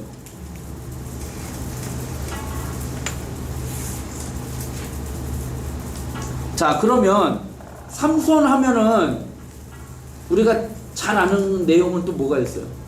삼손은 뭐가 세요? 힘이 센 사람이잖아요. 그 힘이 어디서 나온다고 생각해요? 그죠? 그게 아니에요. 우리가 삼손이 힘이 머리가 잘렸으니까 힘이 없어지고 머리가 있으니까 힘이 나고 그게 아니라 아까 여호와의 영이 삼손에게 임했을 때 나타났다라고 이야기를 하는 거예요. 근데 이제 그게 외형적으로 이제 머리가 깎였는데 문제는 뭐냐면 머리가 깎였기 때문에 머리카락에서 힘이 나오는 게 아니에요. 삼손은 아까 태어날 때부터 뭘로 태어났다고요? 나시린이에요. 나시린이 지켜야 할 규례 3가지 있었죠. 그러니까 그는 나시린이었기 때문에 나시린으로서 하나님 앞에 쓰임받는 사람이었기 때문에 그에게 하나님이 힘을 더해 주신 거예요. 나시린으로서 시체를 가까이 하지 아니하고 포도주를 가까이 하지 아니하고 머리를 삭도를 대지 아니하고 하나님의 사람으로 구별된 삶을 살아가려고 할 때 하나님이 그에게 함께 하셨더니 그가 힘이 있었던 거예요. 그런데 나시린의 규례를 어겼기 때문에 힘이 빠진 거예요. 근데 이제 대표적인 게 머리카락에 밀려서 힘이 빠졌고 머리카락이 다시 자라나서 힘을 썼다라고 이야기하는 거는 나시린으로서의 그 규례를 보통 다시 머리카락이 다시 그러니까 나시린이 세 가지를 범하잖아요. 세 가지 중에 하나를 범하잖아요. 그러면 머리를 다시 밀고 다시 작정을 해요. 그러니까 나시린은 평생 나시린이 있고 기간 동안 나시린이 있어요. 우리가 쉽게 얘기하면 금식기도 하는 것처럼 내가 3일 금식하겠다 뭐 이런 식으로 작정하고 하는 것처럼 나시린은 기간을 작정해 놓고 그 기간 동안 내가 하나님 앞에 구별된 삶을 살겠다라고 하는 기간적인 단기간적인 나시린이 있고 삼손과 같이 평생 나시린이 있어요. 그런데 내가 어느 정도 기간 금식 나시린으로서 살겠다라고 했는데 그 중에 하나를 범하게 되잖아요. 그러면 다시 리셋을 시키는 거예요. 머리를 다시 밀고 다시 해가지고 시체를 가까이 하지 않고 포도주를 마시지 않냐고 그렇게 해서 나시린으로서의 삶을 살아가는 거예요. 그러니까 삼손에게 머리카락이 밀렸기 때문에 머리카락에서 힘이 나오는 게 아니라 나시린으로서의 규례를 어겼기 때문인 거예요. 그런데 하나님은 성경에 보면 여호와의 영이 삼손에게 임하였다라는 말이 나와요. 그런데 삼손은 이 세 가지를 다 범해요. 독주도 마셨고요. 그 다음에 오늘 시체도 했잖아요. 그러니까 삼손이 생각한 거는 뭐냐면, 자, 금식을 할 때 성경에도 보잖아요. 금식할 때 머리에 기름칠을 하고 뭐 이렇게 다 얼굴에 뭐 이렇게 하라고 했잖아요. 티내지 말라라고 했잖아요. 나시린이 세 가지 규례 가운데 시체를 가까이 하지 않는 것, 포도주와 독주를 마시지 않는 것. 티 나요, 안 나요? 티 안 나요. 머리카락은 티 나요, 안 나요? 당장 나요. 그러니까 삼손은 머리카락에만 신경을 썼을지 독주와 포도주 마시지 않는 것, 그 다음에 시체를 가까이 하지 않는 것, 그게 하나님과의 관계 가운데 지켜야 할 규례이지만 삼손은 거기에 대해서는 감각이 없었던 거예요. 거기에 대해서는 의식하지 않는 거예요. 나 나시린이야? 머리카락 길지? 나 나시린이야? 거기에만, 외형적인 모습에만 신경 썼던 사람이에요. 그러니까 삼손이 어떻게 보면 하나님 앞에 쓰임받았던 사람이지만 또 한편으로 보면은 하나님 앞에 온전하게 나아가지 못했던 사람임을 또 알 수 있는 거죠. 나중에 그 여인에게 누구예요? 드릴라죠. 드릴라한테 머리카락 밀리고 나서 눈 다 뽑히고, 그리고 나중에 다시 머리카락이 자라면서 힘이 돼서 다곤 신전에서 그 블레셋 사람들 모여있는 그 신전에서 그 기둥을 부여안고 해서 무너뜨려서 삼손이 살아있을 때 죽였던 사람보다 그때 죽였던 사람이 더 많았다라고 성경은 기록을 하고 있습니다. 그러니까 삼손은 때때로 보면 15장 14절에 볼게요.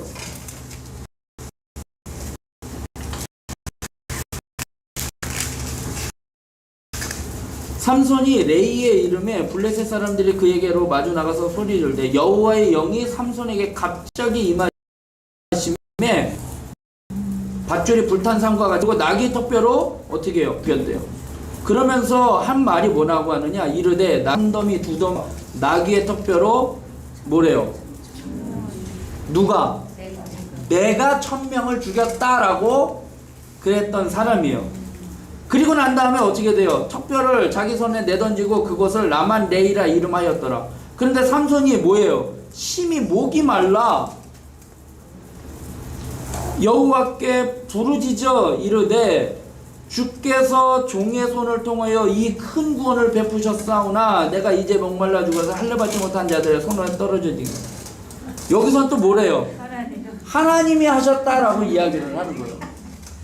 그래서 하나님이 또 어떻게 해요? 레이에서 물을 터뜨려서 에낙거레라 라고 이야기를 하죠. 그러니까 하나님은 참 나 같았으면 이게 안 들어주는데, 이게 지금 사사기에 7번이나 이게 반복이 되고 있는 거거든요. 죄 지어가지고 도와달라고 하니까 도와줬더니 또 죄 짓고 또 죄 짓고, 이게 7번 사이클이 돌아가는데, 이러한 상황 가운데서 하나님이 그들을 인도해 주신다는 거예요. 이게 사사들을 통한 내용이에요. 그래서 이제 사사시대 도표 아까 이제 보셨고, 그 지역을 이제 본 거죠. 그 다음에 이제 세 번째입니다. 죄인의 실상. 같이 읽겠습니다. 각자의 네. 각자의 소견에 오른 대로 행하던 시대의 실상을 보여주는 이야기는 두 가지예요. 하나는 영적인 타락과 하나는 도덕적인 타락이에요.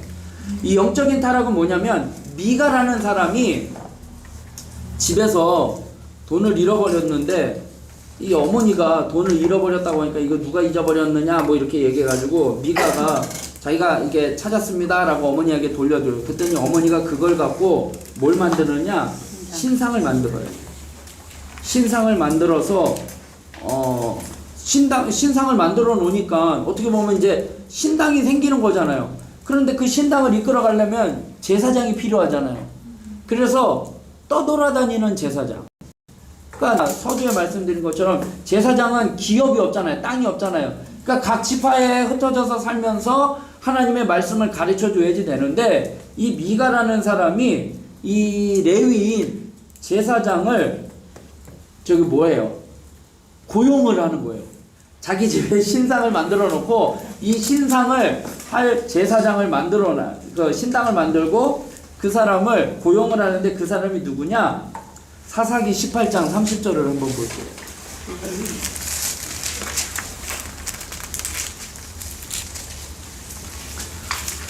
단 자손이 자기들을 위하여 그 새긴 신상을 세웠고 모세의 손자요 게르솜의 아들인 요나단과 그의 자손은 단지파의 제사장이 되어 그 땅 백성이 사로잡히는 날까지 이르렀다. 이게 뭔 내용이냐면 미가라는 사람이 신상을 만들어 놓고 이 제사장을 고용을 했잖아요.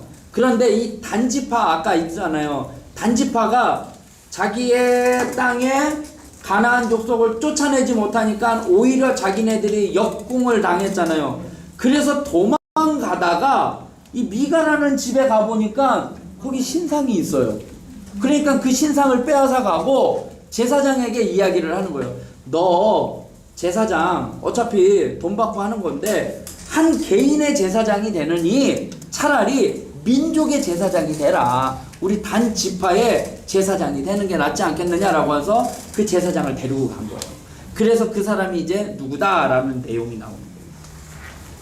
그러니까 제사장은 어떻게 보면은 하나님의 도우심을 받고 하나님 앞에 전적으로 믿음으로 살아가야 할 제사장이 먹고 살기 위해서 개인 집에 제사장 노릇을 하고 그 신상과 드러빔을 제사장이 단지파가 뺏어가고 그렇게 영적으로 어떻게 보면은 엉망진창이었던 그 사건이 이제 18장 거기에 이제 나오는 거죠. 그 다음에 또 하나는 도덕적인 타락이에요. 이 내용은 뭐냐면 레위인이 첩이 있어요. 이 레위인이 첩이 있는데 이 첩이 도망갔어요. 친정으로 도망가서 친정으로 찾으러 가요. 친정으로 찾으러 갔는데 이제 장인이 그냥 여기서 머물러라. 하루만 있다가 가라. 이제 며칠 머물고선 이제 떠나려고 하니까 하루만 더 해가지고 그렇게 하다가 안 되겠습니다. 저희는 가야지 되겠습니다. 하고선 떠났는데 해가 지니까 더 이상 갈 수가 없어요. 그래서 베냐민 지파 어느 한 마을에 이제 거기서 머물렀는데 거기에 이제 어떤 노인이 자기 집을 마련해 주는 거예요. 그런데 문제가 뭐가 생겼느냐? 베냐민 지파의 불량배들이 그 노인 집에 찾아온 거예요. 너희 집에 누구 한 사람 들어온 것 같은데 그 사람을 내보내라. 그와 함께 우리가 즐기자라고 이야기를 해요. 그게 뭐냐면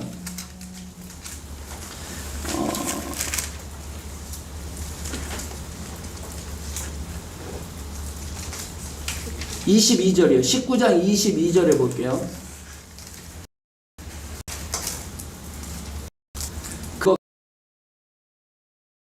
할 때 그 레위원이죠.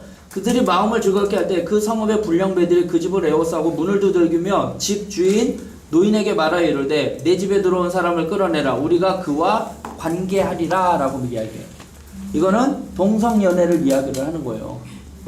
그 레위인 그 사람을 내보내라. 우리가 그와 관계하겠다 라고 이야기를 하는 거예요. 그랬더니 이게 참 이제 뭐예요? 집주인이 그들에게 나와서 이르되 아니라 내 형제들아 이 같은 악행을 저지르지 말라. 내 집에 들어왔으니 이런 망령된을 보지 말라. 여기 뭐래요? 내 처녀딸과 이 사람의 첩이 있은즉 내가 그들을 끌어내리니 너희가 그들을 욕보이든지 너희 눈에 좋을 대로 행하라.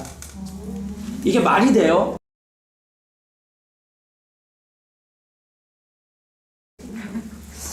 관계를 맺게 말도 안 되는데 그렇고 내 처녀 딸 있고 이 레위인의 첩에 있으니까 니네들이 마음대로 하라라고 내보내요. 그래서 불량배들이 그 레위인의 첩을 어떻게 해요? 25절에 무리가 듣지 아니하므로 그 사람이 자기 첩을 붙잡아 그들에게 밖으로 끌어내매 그들이 그 여자와 관계하였고 밤새도록 그 여자가 능욕하다가 새벽 미명에 놓은지라. 동틀 때 여인이 자기 주인이 있는 그 사람의 집에 엎드렸다가 밝기까지 거기에 엎드려 있더라. 그런데 이 레위인이 밤새 자기 첩이 그렇게 했으면 궁금해야지 되잖아. 아침에 나가서 해야지 되는데 그냥 가자, 집에 가자라고 이야기해요. 자, 28절에 보니까 그에게 이르되 일어나라 우리가 떠나가자 하나 아무 대답이 없는지라. 이에 그 시체를 나귀에 싣고 행하여 자기 곳에 돌아가서 어떻게 하냐, 이 시체를 12토막을 내요. 12토막을 내가지고 각 지파별로 다 보내요. 그러면서 베냐민 지파가 내 아내를 이렇게 능욕했다라고 이야기를 해버립니다.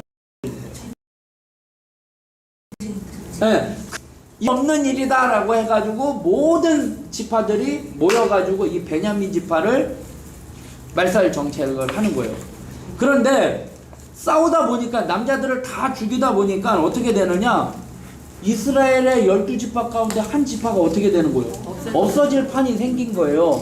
그러니까 이거 안 되겠다라고 이야기를 하면서 그때 자기네들끼리 뭔 얘기를 했느냐, 저 베냐민 지파에게는 우리 딸을 주지 말자라고 선언을 했는데 그 선언할 때 그 자리에 참석하지 않은 사람이 있었어요.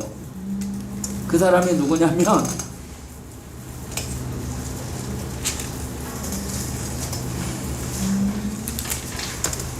길르앗, 베냐민 지파 그 범행을 저지를 때 거기에 의논하게 미스바에 모였는데 20장 쪽에 나오는 건데 거기에 참석하지 않은 지파가 야베스 길르앗의 처녀들, 그 처녀들을 어떻게 해요?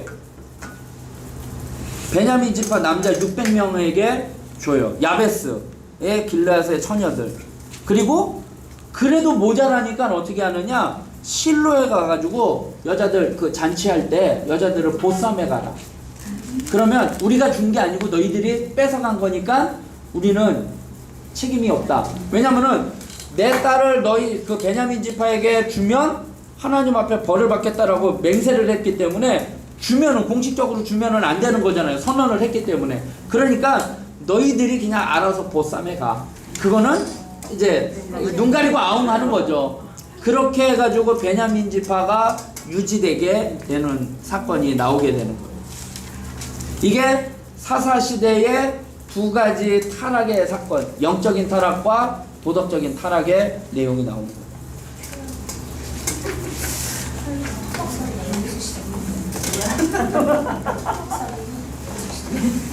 이게 그러면서 마지막 25절에 결론을 내리는 게 그거예요. 이스라엘의 왕이 없으므로 사람이 각기 자기의 소견에 옳은 대로 행했다라는. 이스라엘에 왕이 없는 것은 아니에요. 왕이 없다라는 것만 의미하는 것이 아니라 그들을 인도하시는 하나님이 왕이심을 이야기를 하고 있는 거죠. 그 다음에 룻기로 넘어갈게요. 룻기로, 이것도 사사시대인데 룻기 여기에는 없어요. 교재에는 없어요. 교재는 이제 룻기는 이제 별도의 내용이기 때문에 사사시대에 포함된 거예요. 룻기 1장 1절을 볼게요. 사사들이 뭐한테? 치리하던 때에, 그러니까 룻기의 내용은 우리가 잘 아는 내용이잖아요. 모압 여인이 돌아와가지고 결혼해가지고 이제 됐다라는 내용이잖아요. 근데 사사들이 이제 1절 볼게요. 사사들이 치리하던 때 그 땅에 뭐가 들었대요? 흉년이 들었는데 유다 베들레헴 한 사람이 그의 아내와 두 아들을 데리고 모압 지방에 가서 거류하였다. 그 사람의 이름은 엘리멜렉이라는 거예요. 그러니까 엘리멜렉과 나오미가 잘 사는 사람이었던 것 같아요. 그런데 그 땅에 흉년이 들어서 모압 땅으로 이주해 간 거예요. 쉽게 얘기하면 이민 간 거예요. 돈이 있어야 뭐 이민을 갔겠죠. 그러니까 이민을 갔는데 이 엘리멜렉이라는 이름의 뜻이 뭐냐? 하나님은 나의 왕이시다라는 뜻이에요.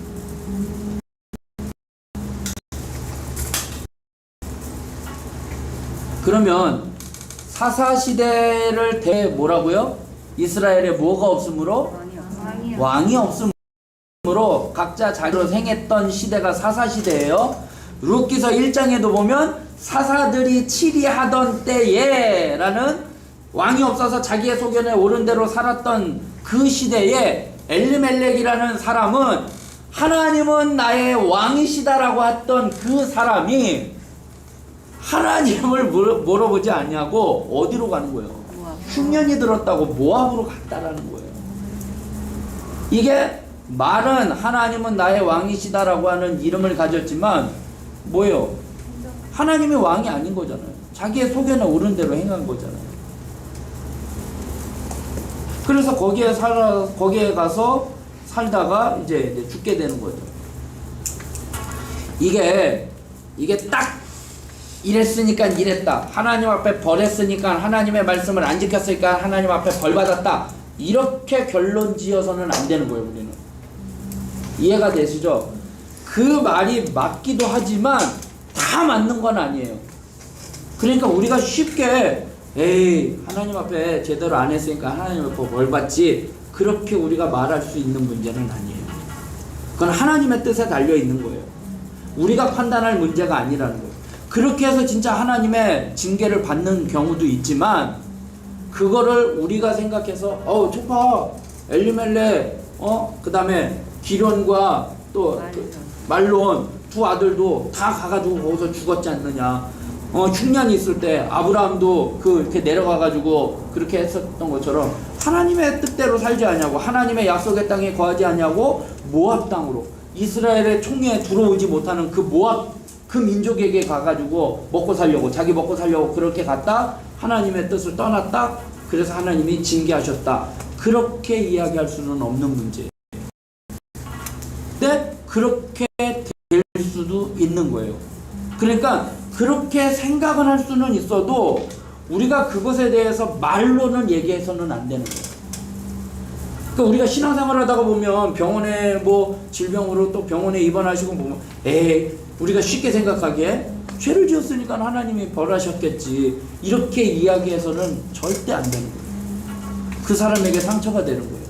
그리고 그 사람은 스스로 하나님이 또 깨우치면 내가 뭔가 하나님 앞에 죄가 있어서 그런 건 아닐까? 자기가 스스로 깨닫고 하나님 앞에 돌이켜서 나아가야지, 주변에 있는 사람이 너 신앙생활 제대로 안 하니까 하나님이 벌하신 거야, 그렇게 우리는 판단하는 거잖아요. 그거는 그렇게 해서는 절대 안 된다는 거예요. 그러니까 우리가 신앙생활 하는데 말이 정말 조심해야지 되는 거예요.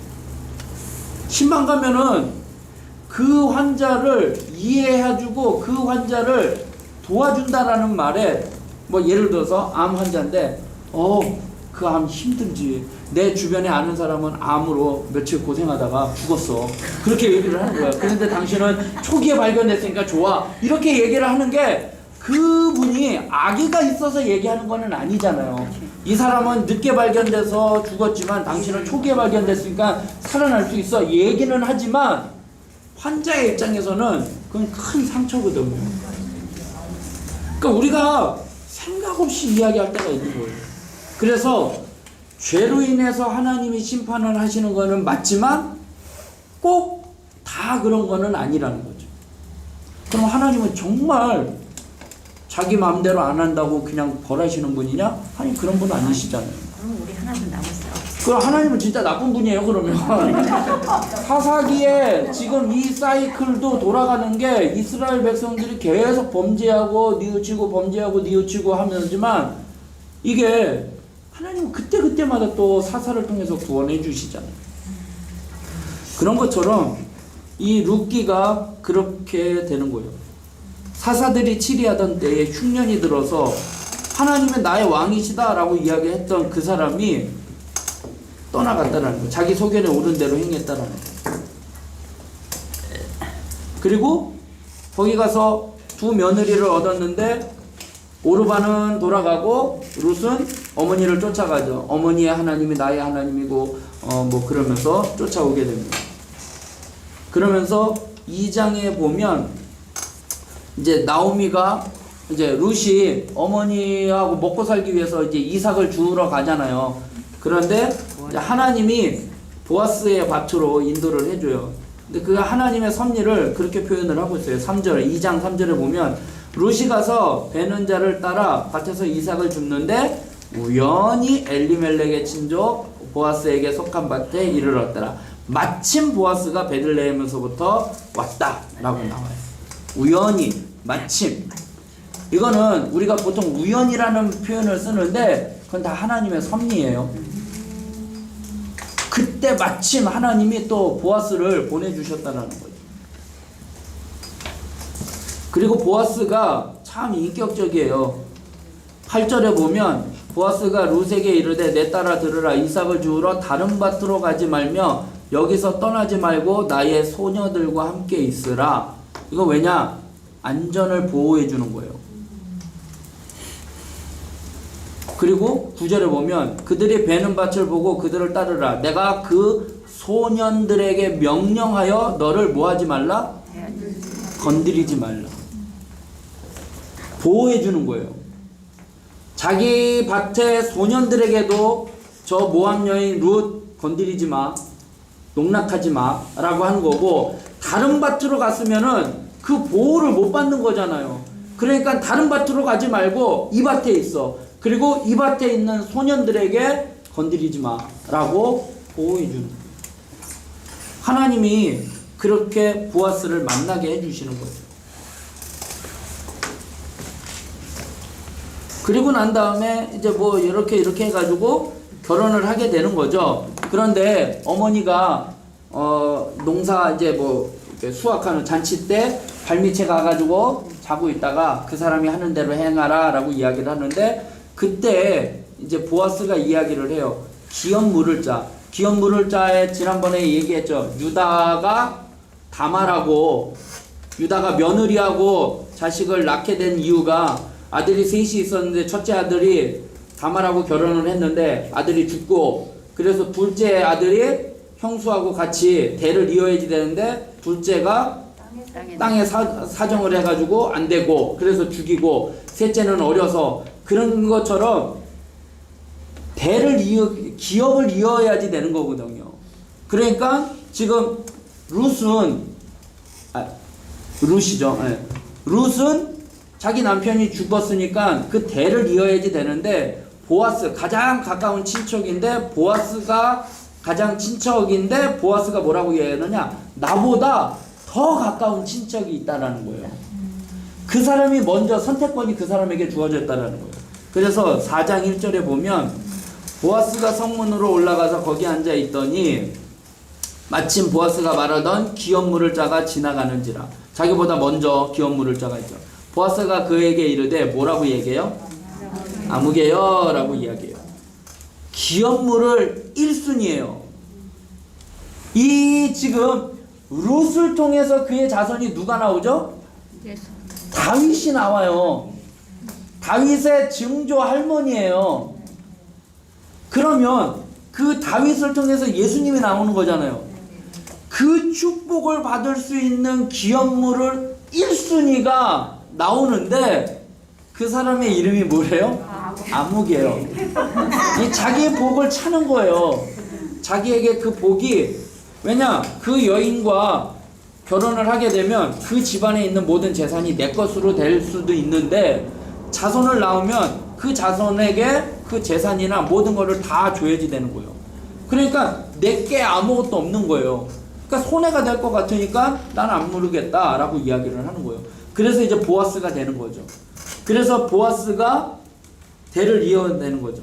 그래서 16절, 4장 16절에 보면 나오미가 아기를 받아 품에 품고 그를 양육자가 되니 그의 이혼 여인들이 그에게 이름을 지어주되 나오미에게 아들이 태어났다 하며 그의 이름을 오벳이라 하였는데 그는 다윗의 아버지인 이새의 아버지였더라. 그러면서 18절부터 족보가 나와요. 베레스의 계보는 이러하니라. 베레스는 헤스론을 낳고 헤스론은 람을 낳고 람은 아미나답을 낳고 아미나답은 나손을 낳고 나손은 살몬을 낳았고 살몬은 보아스를 낳았고 보아스는 오벳을 낳았고 오벳은 이새를 낳고 이새는 다윗을 낳았더라. 살몬은 누가를 낳았대요? 21절에 보아스를 낳았죠. 그 살몬은 누구를 아내로 삼았느냐? 여리고 정탐꾼을 숨겨준 기생 라합이에요. 그러니까 보아스의 엄마는 누구예요? 라합이에요. 그리고 그의 자손에 다윗이 나오는 거예요. 재밌는 게 뭐냐면 성경에 여자 이름으로 따온 성경책이 두 개예요. 룻기서와 에스더 서 있죠. 룻기는 유대인들 중에 살았던 이방 여인이 다윗의 왕가의 유대 남자와 결혼한 믿음의 이야기고, 에스더는 이방인들 중에 살았던 유대 여인이 이방 남자와 결혼한 믿음의 이야기예요. 이해가 되세요? 룻기는 이방 여자가 이스라엘 사람과 결혼해서 이야기고, 에스더는 이방 남자와 결혼해서 낳은 이야기라는 거죠. 정통은 없네요. 네? 정통은 있네요. 정통은 있는 거죠. 아니, 그러니까 네. 같은 민족이니까 둘 다 아니잖아요. 같은 민족은 아닌 거죠. 네. 근데 하나님이 그 여인을 사용을 하시는 거죠. 예수님의 족보에도 보면 이제 기생 이 룻이 나오는 거죠. 그래서 이 룻기서의 마지막, 사사시대의 마지막이라고 하는 이 룻기서에 다윗이라는 이름이 나와요. 그리고 룻기서는 처음에 무슨 이야기로 시작돼요? 죽음의 이야기로 시작돼요. 그죠? 아비멜렉이 죽고 기론과 죽고, 그런데 끝부분에는 뭐예요? 태어나는 것으로, 생명으로 시작, 또 마무리를 짓고 있다는 거죠. 이게 룻기서의 또 특징이라고 할 수 있는 거죠.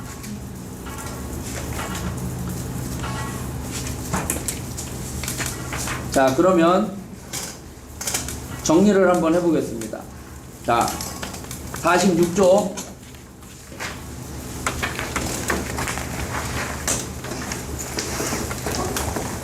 46쪽에 다음 내용에 해당되는 대로 쓰십시오. 악순환 어떤 건지 아시죠? 악순환에 대하면 악, 사사에 대한 거면 사, 죄인의 십상에 대하면 죄라고 쓰십시오. 한 손에 칼과 망치를 들고 다른 손에 두루마리와 향로를 들다. 사사죠. 세 가지 직분, 왕, 제사장, 선지자. 오냐 오냐 하는 할아버지의 수염을 뜯다가 혼나는 손자.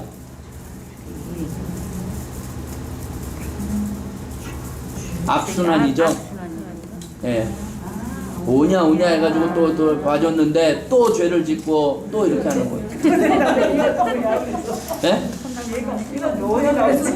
자, 그 다음에 월급쟁이 제사장이 판치고 신상과 제사장을 묶어서 세일. 죄인의 실상이었죠. 영적인 타락과 도덕적인 타락. 영적 타락은 도덕적 타락으로, 그리고 결과는 광기와 죽음으로. 답을 다 얘기해줍니다. 그 다음에 세습은 안 돼. 사사. 믿고 맡겨본 하나님의 꿈은 번번이 깨어지다. 악순환이죠. 각자 소견에 옳은 대로 행했더니 엉망이네요. 죄인의 실상. 네. 그리고 사사 프로필 밑에 나와 있습니다. 자, 그러면 자, 이제 한번 정리를 해보겠습니다. 지금 이제 룻기서까지 이제 끝났어요. 자, 처음에 무슨 시대죠? 창조시대. 창조시대의 네 가지 사건. 창조, 타락, 홍수, 바벨탑. 이제 머릿속에 한번 생각해보세요. 하나님이 천지를 창조하셨어요. 창조하셨는데 6일 동안 창조하셨죠? 한번 또 물어볼까요? 다섯째 날. 새와 물고기. 하나님이 창조를 하셨어요. 그런데 아담과 하와가 어떻게 해요? 죄를 범했죠. 타락을 한 거죠. 타락을 한 거예요. 그래서 이제 가인과 아벨이 죽고 셋을 통해서 이제 살아가다가 하나님께서 노아라는 사람을 이제 세우시는 거죠.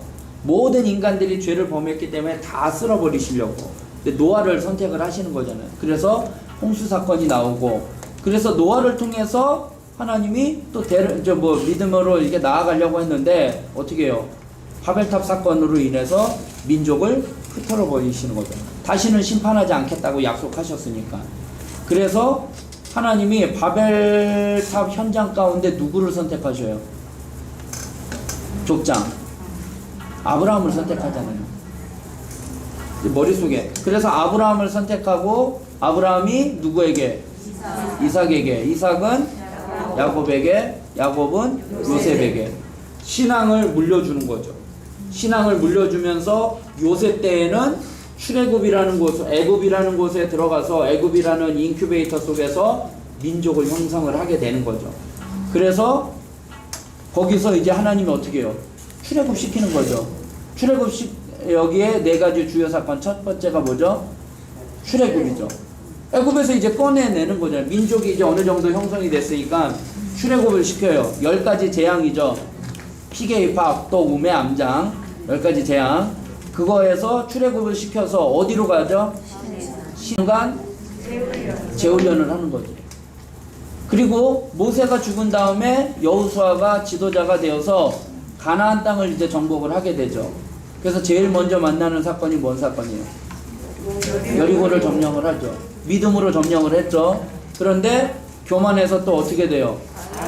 아이성에서 범죄가 되죠. 그래서 아간이 죄를 이제 범죄가 되죠. 그 다음에 어떻게 돼요? 아이성 사건 이후에 이제 어떻게 해요? 가나안 땅을 정복을 하죠. 그래서 가운데 치고 아래 치고 위 치고 이렇게 정복을 하죠. 그 다음에 이제 다 정복한 다음에 어떻게 해요? 땅을 분배를 한 거죠. 그래서 땅을 분배를 했더니 이제 사사시대로 넘어온 거예요, 오늘. 그래서 사사시대에 각자 자기 소견에 오른 대로 행했는데 어떻게 돼요? 악순환이에요. 죄를 짓고 하나님이 또 징벌하면 또 불을 짓고 회개하고 또 구원하고. 근데 이 사이클에 하나님이 구원하는 방법이 누구를 통해서? 사사를 통해서. 그래서 여기 보면 안전모까지 쓰고 있잖아요. 그죠? 구원해주는. 그 사사를 통해서 하지만 그 시대에는 결국 뭐 어떤 거예요? 죄인의 실상이 드러나는 거죠. 영적인 타락과 도덕적인 타락이 생기는 거죠. 그래서 다음 시간에는 그런 거예요. 이스라엘 백성들이 자기네들의 그 실상을 다 알게 되는 거예요. 그러니까 도저히 안 되겠다. 그래서 우리에게 뭘 달라는 거예요? 왕을 달라는 거예요. 우리를 다스릴 왕을 좀 달라라고 이야기를 하는 거예요. 자기네 소견대로 안 되니까.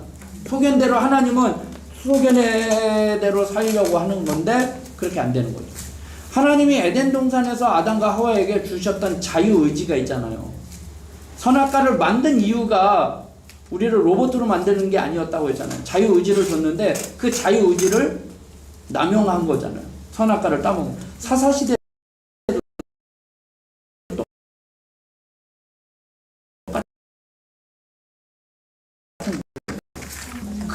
그래서 여기 서 있죠. 영적인 타락 의미를 하는 거예요. 자, 그럼 오늘 또 궁금한 거나 또 느낀 점.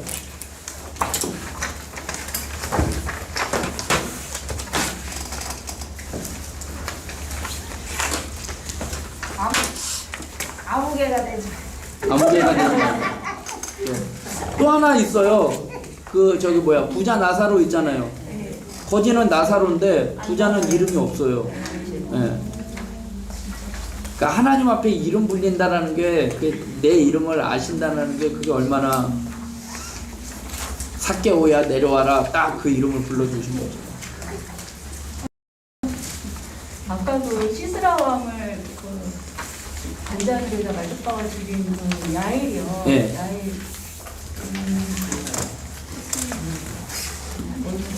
하늘 안에 네. 근데 이 하늘 집안은 솔빈 왕, 이 사람이 뭐 화평한 가족, 화평한 사이라고 했는데 왜 여기 야엘을 왜요? 시스라가 왕을 왜 주는 거예요? 몇 장이죠?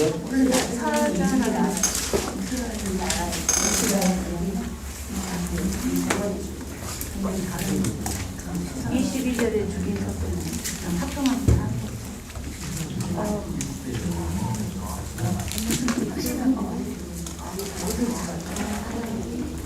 에훗이 죽은 후에 가나안 왕 야빈의 손에, 그러니까 야빈의 군대 장관이 시스라예요.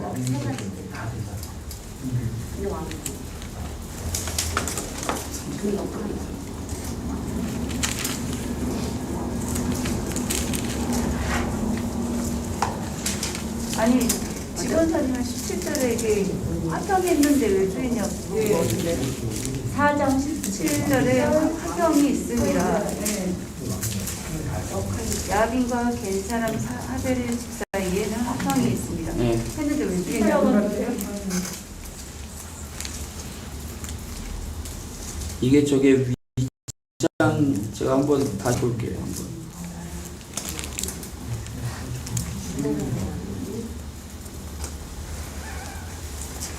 위장인 것 같은데. 겐사람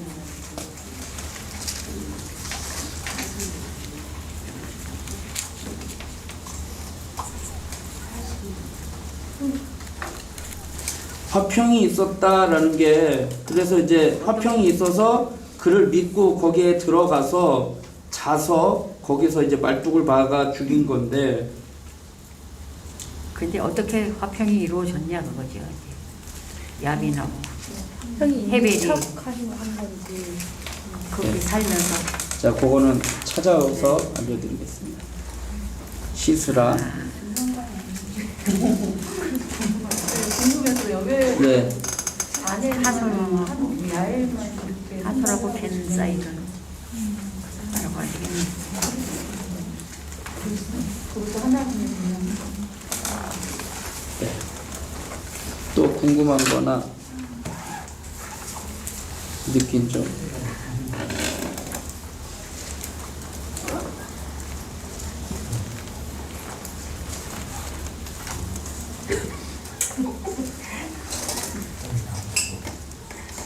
없으세요? 사사기? 계속 저한테 물어보는데 저한테 아니, 사사가 네. 왜 왕 제사장 선지자를 다 하면은 곧 왕이 아니냐 계속 저한테 물어보는데 제 설명을 잘 못. 삼권이 분리가 돼요. 그 저기 왕 시대 때, 그러니까 사울 왕이, 그러니까 왕 제사장 선지자의 세 가지 역할을 다 해버리면 이게 완전히 이게 견제 세력이 없는 거잖아요. 솔직히 말하면 우리나라도 뭐 정치적으로 종교적으로 옛날에 교황이 그거를 다 해버린 거였잖아요. 왕의 역할도 했고 그런 것처럼. 그러니까 사울은 제사장의 영역을 침범했잖아요. 나중에 사무엘이 오지 않았을 때 전쟁에 나가서 제사를 드리고 나가야지 되는데 그렇게 하지 않기 때문에. 그래서 사사 시대 때는 그 세 가지 역할을 했을 뿐이에요. 왕은 없었어요. 그러니까 이스라엘을 다스릴 수 있는 왕은 없었어요. 하나님은 가나안 땅에 자기의 소견에 옳은 대로 자유롭게 살기를 원하셨던 거예요. 그게 하나님이 바라시는 정치였고 하나님이 바라시는 세상이었던 거예요. 그들이 자유롭게 살면서 하나님을 경외하기를.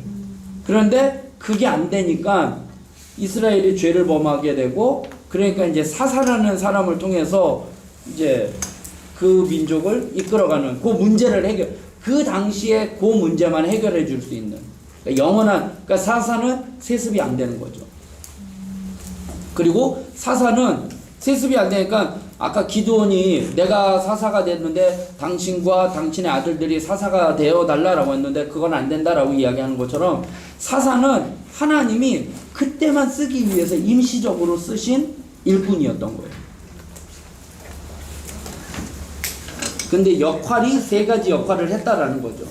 평상시에는 왕의 역할이 할 수 있는 전쟁에 나아가서 전쟁을 지휘하고 평상시에는 재판을 했던 왕의 역할, 왕이라는 게 아니라 왕의 역할을 한 거고, 제사장의 역할로는 우리의 인간의 문제를 하나님 앞에 아뢰 수 있는 거, 선지자의 역할은 하나님의 말씀을 백성들에게 알려줄 수 있는 이 세 가지의 역할들을 사사가 감당했다라는 거죠.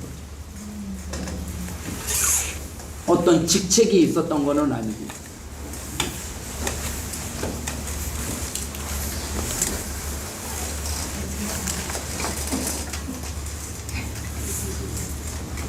사장.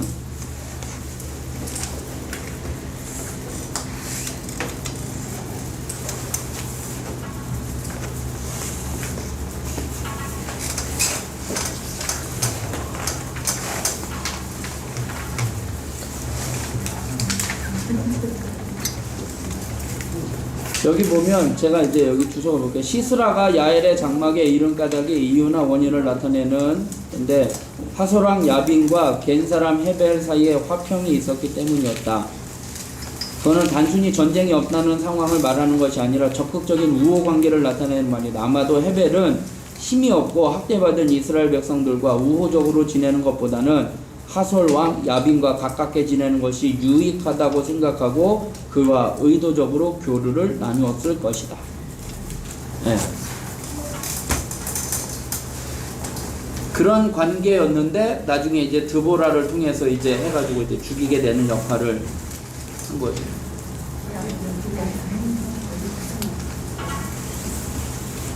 이 시대 사사는 드보라예요.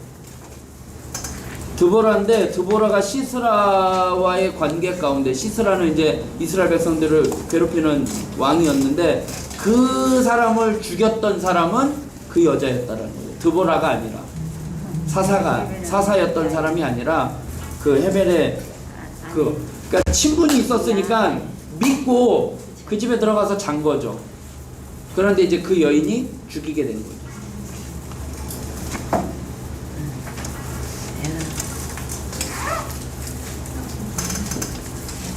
그러면은 세습이 안 됐잖아요. 네.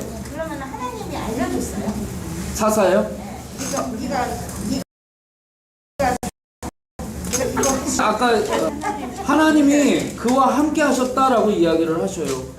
삼손에게 그와에게 힘을 넣어주시고 그에게 역할을 주셨던 것처럼. 삼손이 처음에 블레셋 여자를 사귀었잖아요. 그 여자하고 결혼하고 싶다고 했는데 부모가 반대했잖아요. 그거는 또 한편 어떻게 해석을 하느냐, 삼손이 이방 여자를 생각했다라고 이야기를 할 수도 있지만, 또 하나는 하나님이 그렇게 하신 거예요. 거기에 성경에 뭐라고 나와 있냐면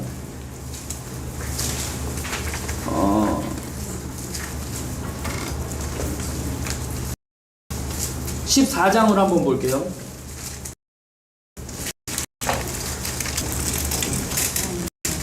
14장 3절을 보면 그의 부모가 그에게 이르되 내 형제들 딸 중에나 백성 중에 여자가 없어서 그렇게 하느냐, 내가 그 여자를 좋아하오니 나를 위하여 그 여자를 데려오소서 하니라. 그때 블레셋 사람이 이스라엘을 다스린 까닭에 삼손이 틈을 타서 블레셋 사람을 치려함이었으나 그의 부모는 이 일이 여호와께로부터 나온 것인 줄은 알지 못하였더라. 그러니까 삼손이 블레셋 여인과 결혼한 것은 위장 결혼인 거예요. 그런데 이제 그게 나중엔 드릴라한테는 자신의 욕망이 이제 그렇게 된 거고.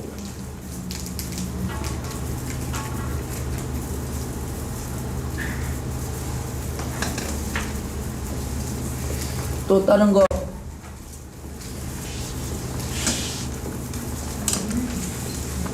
다음 시간에는 그러면 사무엘 상하 상까지. 그냥 다음 시간에는 다윗, 솔로몬, 그 다음에 사울, 하나님 안에 자유롭게 살기를 원하셨으나 하나님 우리는 죄된 습성 때문에 하나님 앞에 온전히 살아가지 못하고 내 소견의 대로 내 뜻대로 살아갈 때가 너무나 많이 있습니다. 그러다가 또 하나님 앞에 회개하고 나아가고 하나님의 도우심을 구하고 나아갈 때 하나님 우리의 이러한 악순환이 계속되지 아니하도록 그 악순환에서 끊어지고 온전히 하나님만을 섬기며 믿음으로 살아갈 수 있는 저희들 되게 하여 주시옵소서. 하나님께서는 그때그때마다 사사를 통해 하나님 우리를 인도하셨던 것처럼 우리에게는 예수 그리스도를 통하여 우리를 죄에서 구원하여 주시고 우리를 인도해 주시는 분임을 또한 사사를 통해서 깨닫게 하여 주시니 감사합니다. 우리의 왕이시요 제사장이요 선지자이신 예수 그리스도를 통하여 구원받고 그분을 통하여 믿음으로 살아가는 저희들 되게 하여 주시옵소서. 한 주간도 말씀대로 살기를 원합니다. 내 소견에 오른 대로가 아니라 하나님의 영이 삼손에게 함께 하셨던 것처럼 우리와 함께 하시고 동행하여 주시옵소서. 모든 것 주님께 맡겨드리오며 예수님의 이름으로 기도드리옵나이다. 아멘. 수고하셨습니다.